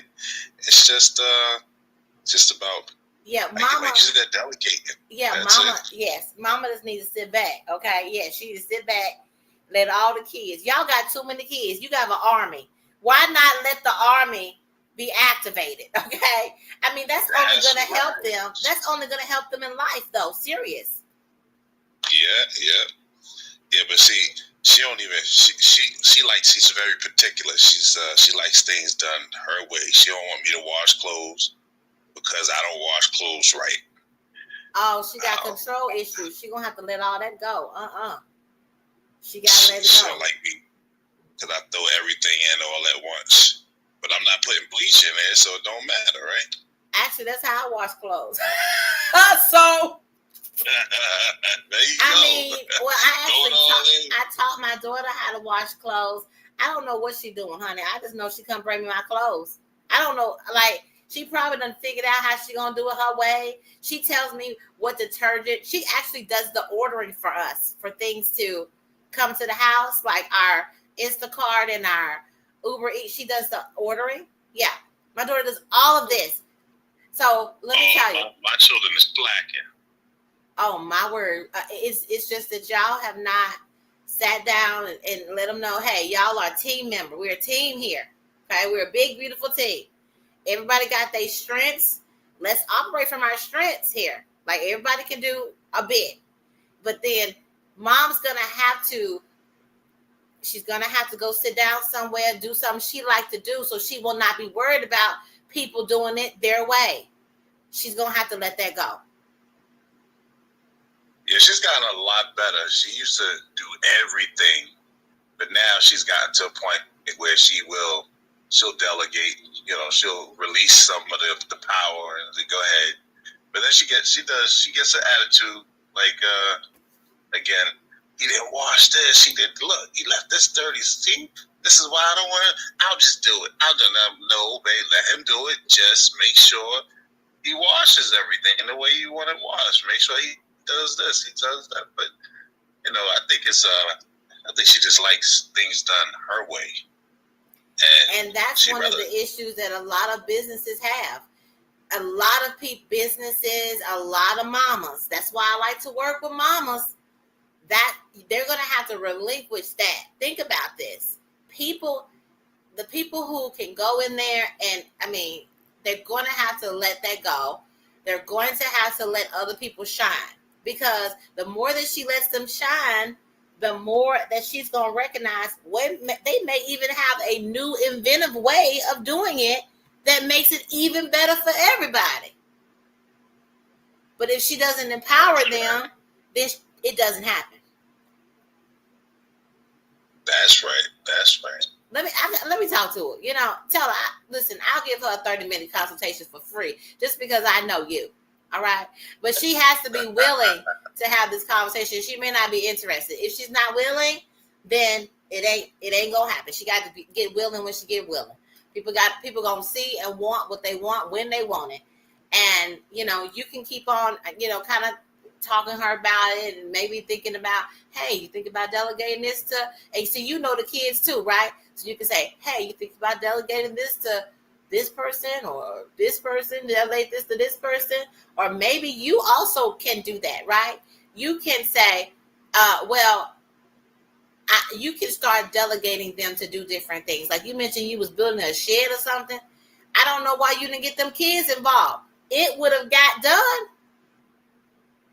You could have been, you could have been a foreman, right? A foreman, and told all them, okay, we're gonna hammer this nail here. They do. Have you ever heard of Habitat for Humanity? I have it. Well, them folks don't know how to build nothing. They get delegated to at the moment. Okay, you're gonna take these planks and you're gonna hammer that right here. You're gonna hammer that right here, and you go over there and do it. And then they have somebody around that's watching to make sure they're doing it, and then making sure they're safe, right? Yes, listen. Don't do no more projects without enlisting the kids. I've enlisted my daughter in everything that I've done, which is why she has a guide. She has a gratitude journal on Amazon. She's writing other books. She's a speaker. And I put together this fall leadership festival, and I let her be one of the speakers. Oh yeah, we're doing it. We're definitely doing it. It's just baby steps. So we got some puppies, right? And my wife was saying, "Oh God, I don't want to get those puppies because I already know it's just another task for me to do." And I'm like, "No, we got children. Those are little unpaid workers, right? Yes. And it teaches discipline. It teaches chores. And now we're waking the kids up at 6:30, 7 in the morning. They're waking themselves up now. The little girl will get up and wake up the little boy and come on, we gotta go walk the dog. And it's so good to just, all right, the big boy. And it's so good just to see them. Wait a minute, he said he a big boy. Yeah, he said, I love you. It's good to see them own that responsibility to get up every morning and walk the dog, feed them. I still have to tell them, did you feed them? Did you give them water? But after a while, you're the accountability partner.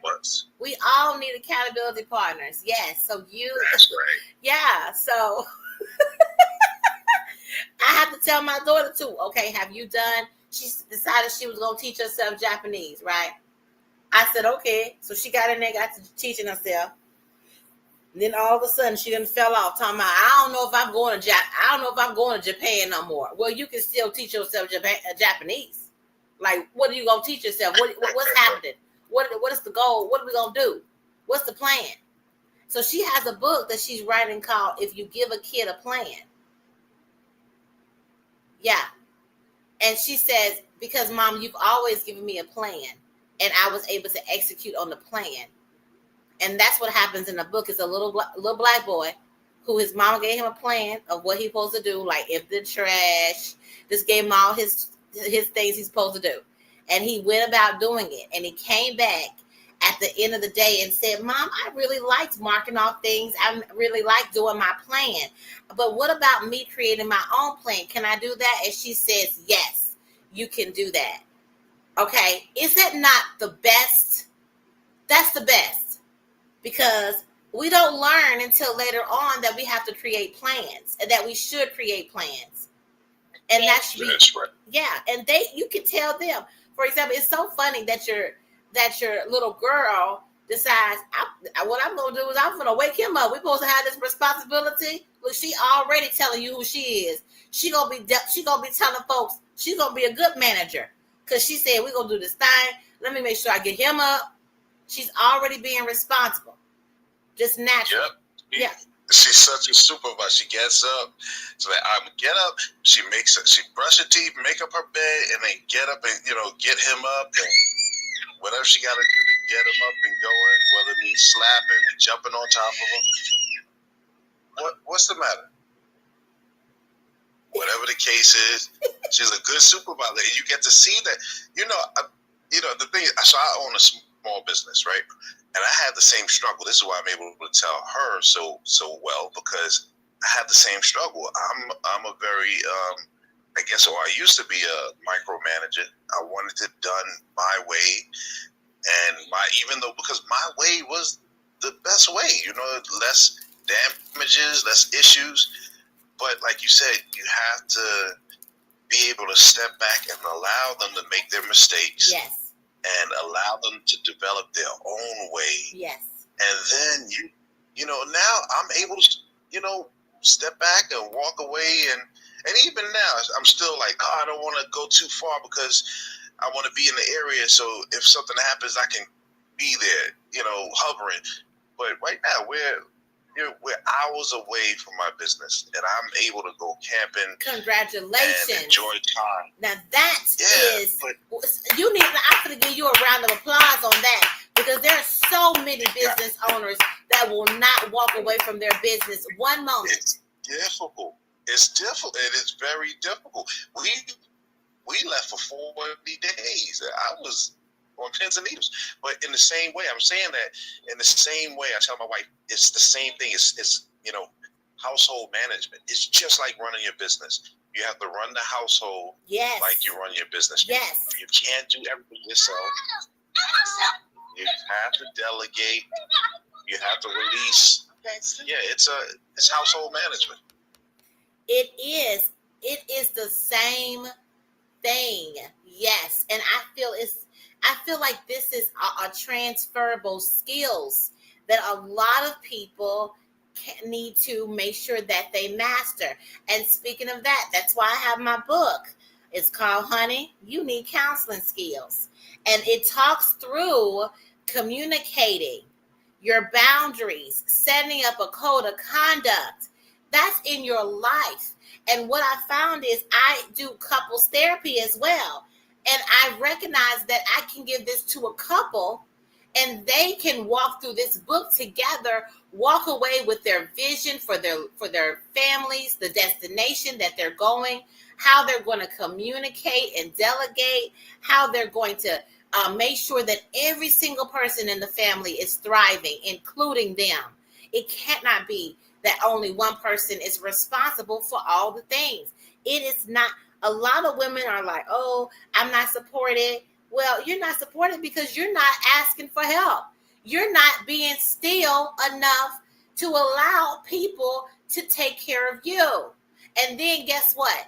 When you get down and in conflict and you cannot do all the things and be that superwoman, super mom, and you need support, they don't know how to do it because you never let them. That is my experience.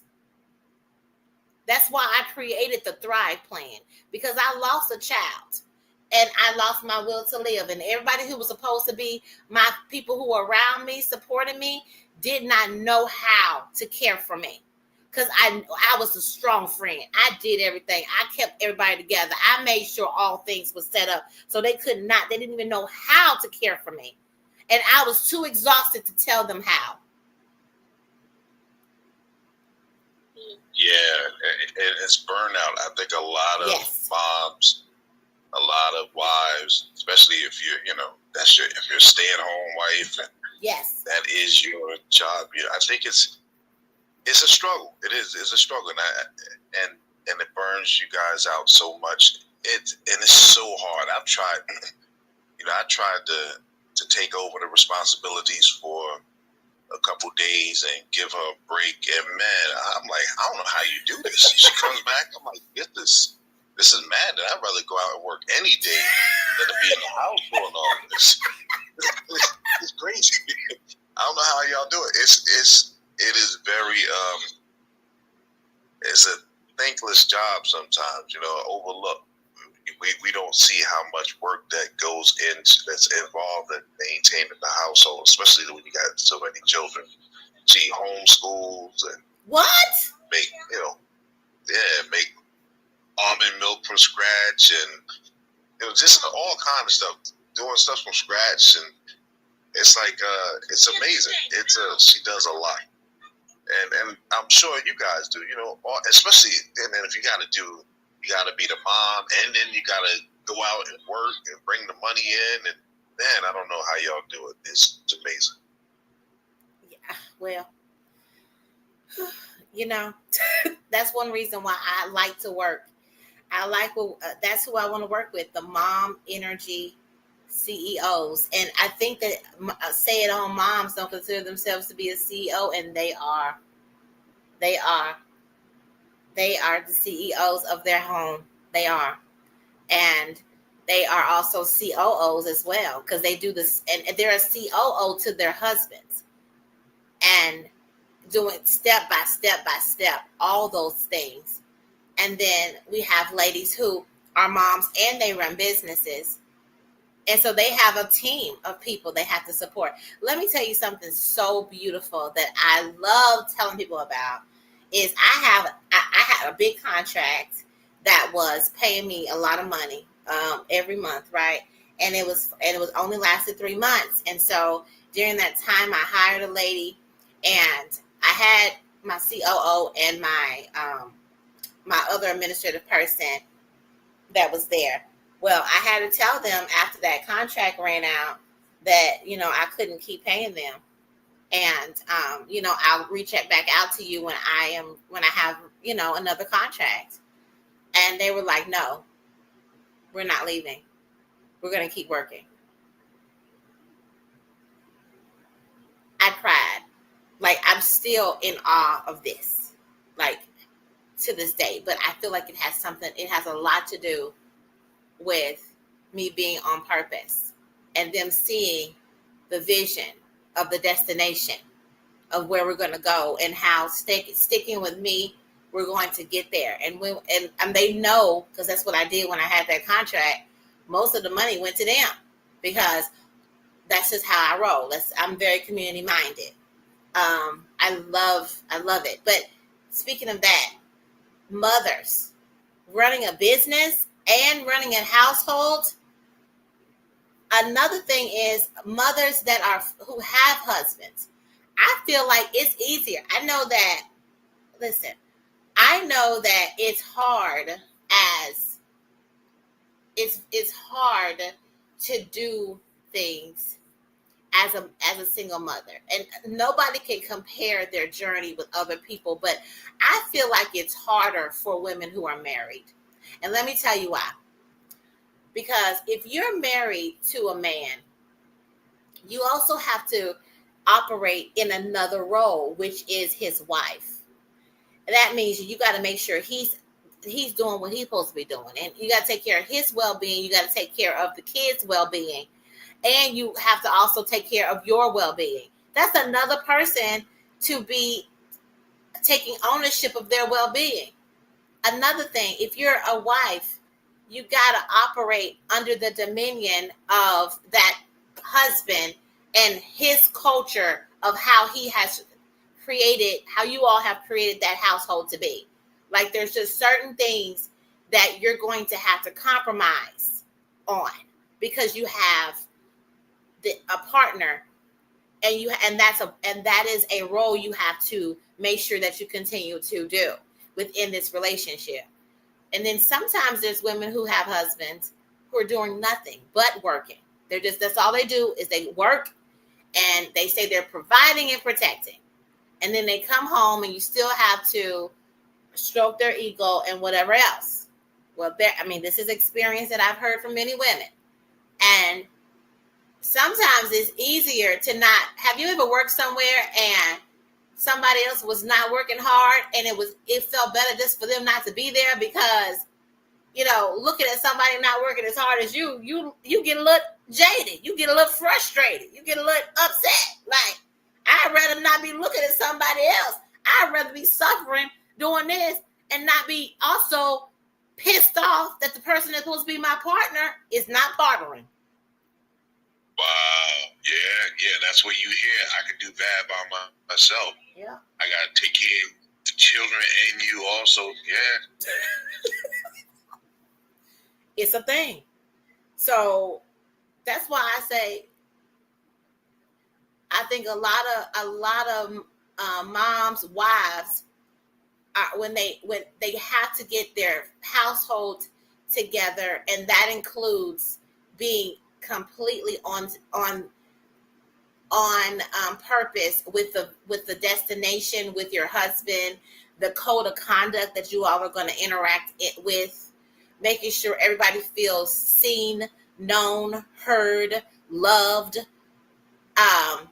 It's a lot of work, but it needs to be something that you all sit down and you actually are intentional about. And everybody needs to be intentional about the code of conduct that you have at work, at home, within friends. You create that for yourself, and that flows from who you are. But y'all, yeah, go ahead. Yeah, we're not. That's the problem with families. We're not intentional. We'll go to work and we'll remember the mission and the vision of the business that we work for, but we don't have a mission and vision for our household. Come on, folks. We'll have weekly conference meetings and daily meetings, touch base and, check in and see how we're doing. But we don't have a check-in with the family until it's too late. And now we're going to therapy. But we do weekly. What I discovered is when I stop managing my household, just like my business, things start to fall apart. So I have to manage my household just like I manage my business. So I have to have, we have weekly meetings.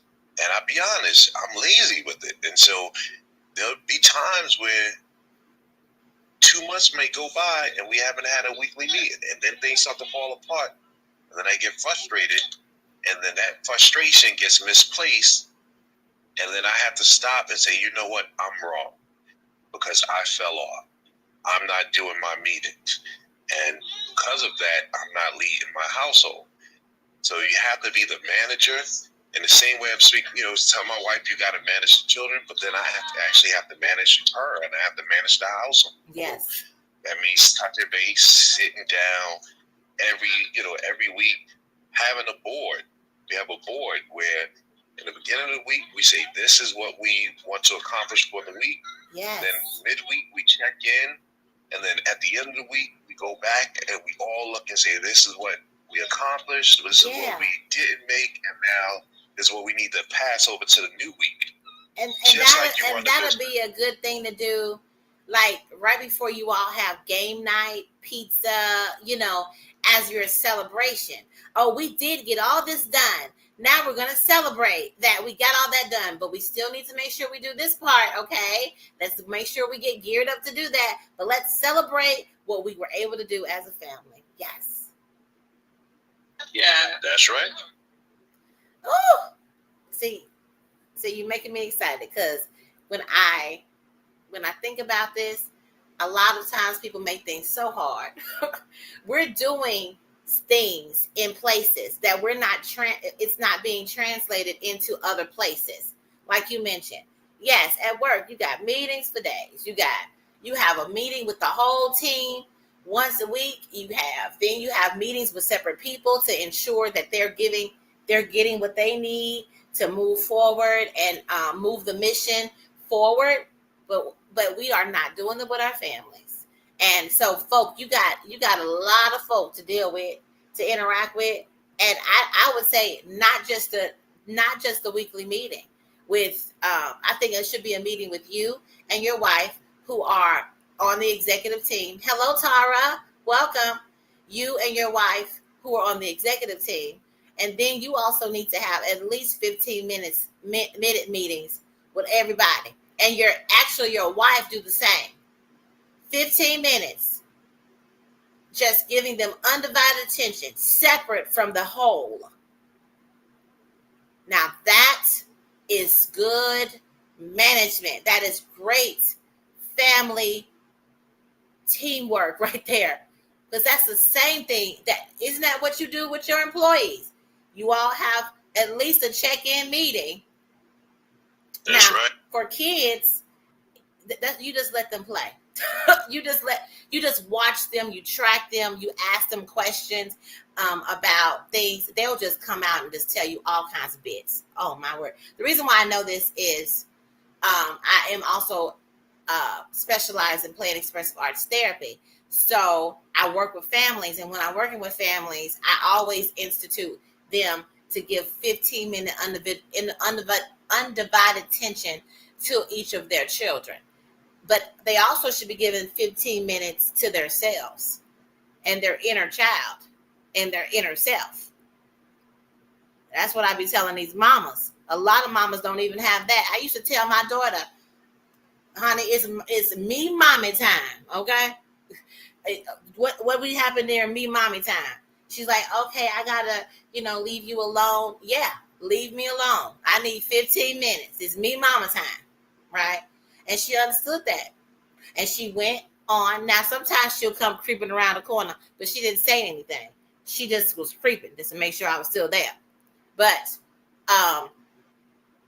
me mommy time. I just needed to get away for a minute. I need 15 by myself to think what I'm thinking.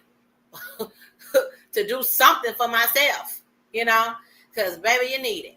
Tara, welcome, girl, honey. I don't know. I have not. We are still in the leveraging leads. Are you serious? Let me tell you, I don't even know how I got in here. I was like, wait, this is happening now. When you said my name, I was like, oh, this is happening now. Good day, everybody. Happy day. Come on, leveraging leads. Still going on from this morning, Erica? Girl, it's been fine. You got to listen in on this replay.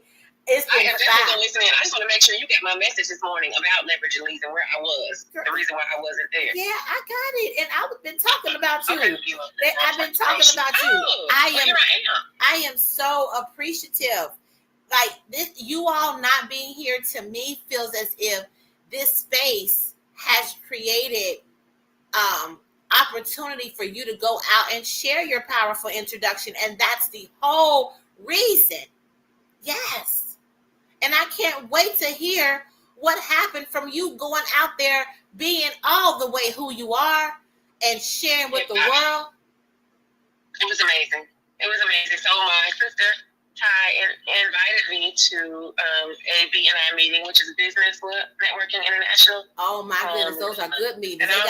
They got money there, baby. They got money. I'm glad. 65 to 70 people in the room. Yeah, I have 5 referrals. And I already have a meeting on the calendar. So I was excited to do my introduction because, they have a format that they do like their introductions, but I came with the way we created our powerful introduction. And they said, because Ty is Ty, she brings great energy too. We love the energy that you all brought into the room. So we're going to go ahead and convert this energy to capital. Yes, you're right. Convert this energy to capital. Boom. Wow. Let me write that down. That's a Tara talk right there. A Tara tip Ooh, right there. Tara talk. Come on. Tara tip talk, baby. And I am grateful that I didn't actually miss leveraging leads. We start with gratitude. We start with gratitude, and so I didn't start with that. I saw that everybody else put what they are grateful for, and I'm grateful that I didn't miss leveraging leads. Yes, and I got a chance to come and I get to see what's up, folk and ACT. Listen, welcome to Leveraging Leads. Okay, I'm gonna be on mute. So I'm gonna hear what y'all talk about. No. You haven't given us your powerful introduction, ma'am. Oh. Okay. I need your powerful introduction. I was in here coaching up.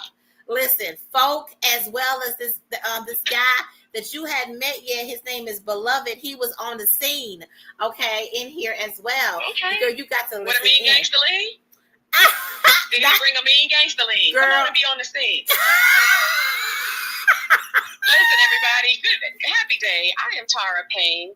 I am a grateful and giddy innovator. I'm a skilled connector, a beam of light and a breath of fresh air, singing my way through this beautiful life.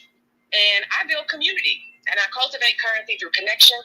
And I help CEOs take center stage in their business as the CEO and co-founder of Maven's Meet, where Erica and I help CEOs to build with a right fit support.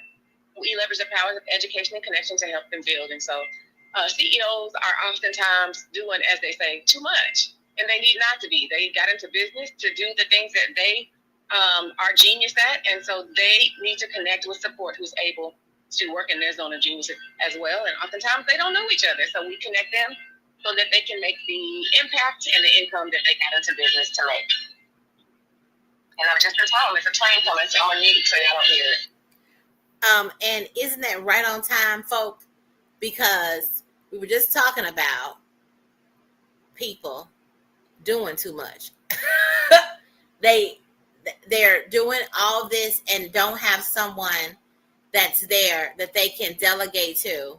Well, that's what, and I didn't even bring up Tara because I didn't bring up Tara and what we do with Maven's Meet because I was telling her about all this other stuff that I got going on. But Maven's Meet, I talk about that on Mondays. And Tara's my co-founder with Maven's Meet. And Folk and I was sitting and talking about how he had 8 kids, girl. What? I'm one of 8. Okay. Are you one of 8 too? Yeah, one of 8. I'm number 7. Wow. Well, he got 8 kids, girl. And he was talking about his wife doing all the things, right? And needing to learn how to delegate. Yes. And not wanting to relinquish control. Yeah, girl, he was talking about it. So you're going to have to come back and listen. I always tell people that women, especially as Black women, I don't know if y'all's mama told y'all, but we were lied to, and somebody said if you want it done right, do it yourself. That's not right. That's not correct. That's a lie. As they say, from the pit of hell. If you want something done right, train somebody how to do it and let them do it, and then you go do something else. Exactly. And so they say there's so many little sayings that's out here, right? But then if you you're supposed to teach people how to fish, right? Teach them how to fish. But I used to be that person. They wouldn't fish. I would get the fish, honey. I would clean the fish, honey. I would cook up the fish, honey. I would find some sides, okay, to go with that fish, honey. I would set the table, honey. I would pull out their chair, honey. I would serve up that fish, honey, and give them the fork. Give them the fork, honey. Then I would sit there and watch them eat that fish and forget to feed myself and get in excitement that they actually ate and are satisfied. And that's what I was eating instead of eating myself. And that's how you get burned out.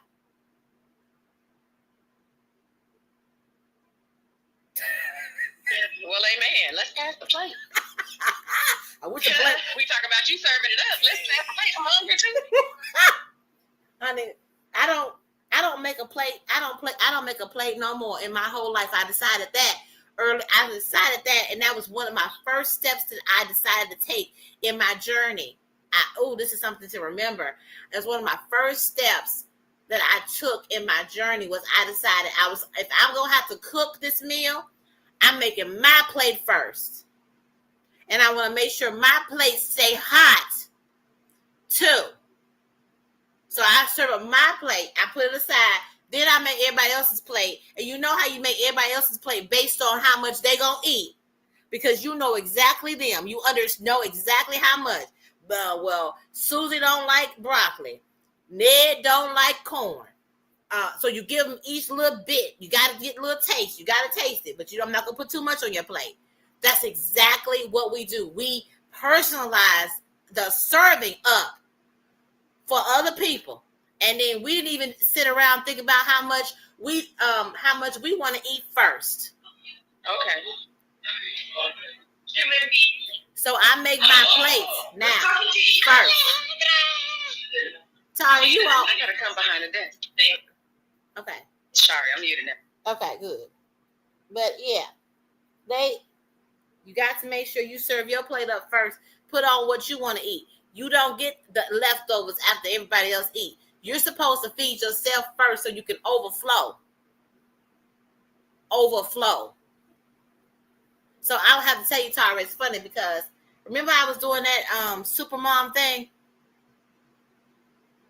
I told folk, I said, hey folk, why don't you vote for me? He said, my wife is doing that. I can't vote for you. Who said that? Folk right here in the middle. He said he couldn't vote for me because his wife was doing it too. So why we stopped talking to each other for a while? because we was in competition with each other. It was funny.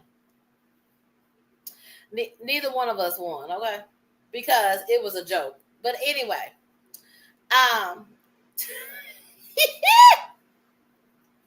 it was a joke. But I feel like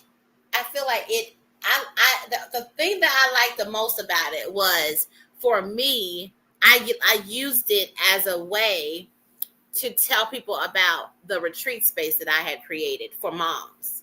So I was going to take the money to pay for some moms to go and do a personal retreat so that they can go be with themselves. Because we were talking about this, folk.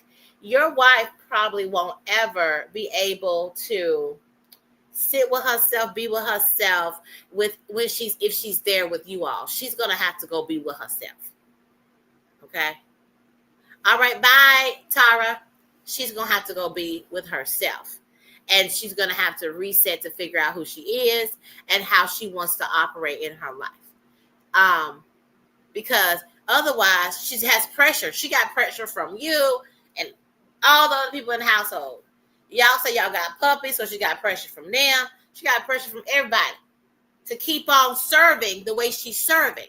But she has to get away from all of that in order for her to find herself and decide how she's going to serve and what she needs to do to enlist her life to be what she wants it to look like. So you know what? We only got 5 minutes left. I want to I want to make sure that ACT doesn't want to come up and interact. I want to make sure that all is well here. And folk, I'm going to let you go ahead and share. You can share whatever you like, the closing remarks that you want to make, because I'm going to go ahead and leave at 11. Well, I'm grateful. I'm grateful for this room this morning. I appreciate you opening it up. And thanks for just being able to, my wife and I have been talking throughout, and, it's made her think in certain ways, and she said certain things that I say, well, why don't you go ahead and join the room and talk to some other women? She's kind of shy, though. But I'm just grateful just for the conversation. It's given us some things to talk about and think about as well. Oh, wonderful. Wow. Thank you so much for saying that. That really warms my heart. Like, I know she, like, I actually, I used to call myself the introvert wing woman. I'm also a visibility wing woman. So I love women and their stories. But usually I get hooked up with women who are introverted, yes.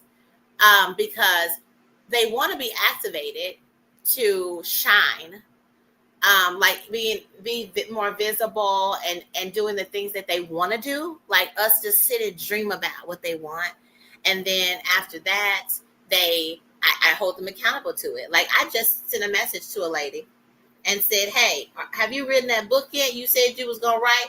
Now let me tell you, she was supposed to write this book in 2011. You hear me? And I'm still asking her if she's written that book. And let me just say this, she has not. But she does respond to me. She says, thank you for checking in. She says, it's in the I think she said it's in the works. It's in the works. And thanks for the gentle nudge. Like this was 2011. How many years is that? She's been trying to write this book. But interacting with me, that's why I say, as I interact in the world, like I like to simplify what I do. And the simplification of that is I listen, I lift, I teach, and bring clarity for activation and execution. Because that's what I do. That's actually the journey of how I work with people. You know, first you got to listen. A lot of times folks are not listened to. They're not. Nobody's holding space for them. So they never ever say all that they are thinking and feeling. Listening is so amazing. It really is. I don't think people really understand just how powerful that is. Listening. And then lifting people, I lift them with the energy that I have. An energy of, I see you and I want you to be what you want to be. And I love teaching people stuff. That's a part of enhancing others. And so that's why you've seen this space and this is what I'm doing. Like, hey, come on, let's teach. Let me teach you. But this is kind of like who I am. It really is like the epitome of like, I am definitely someone who wants to share information. And hey, if I have it, I want to give it away. Very generous in that way.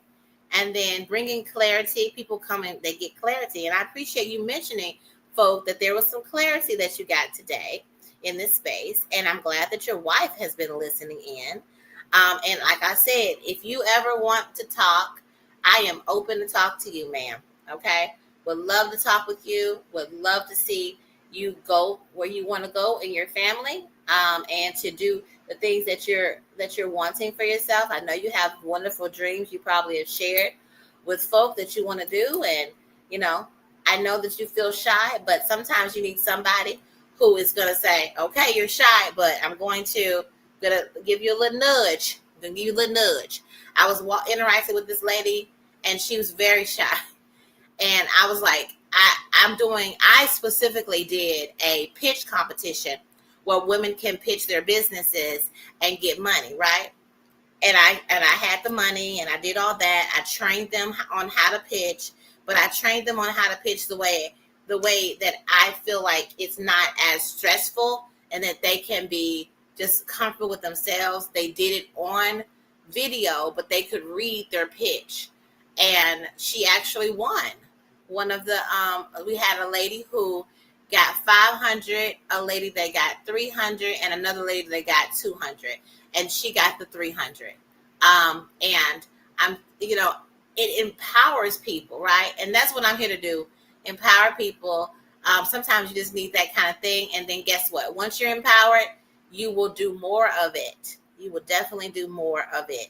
When you said that she was making almond milk from scratch, honey, she the kind of woman I need to know.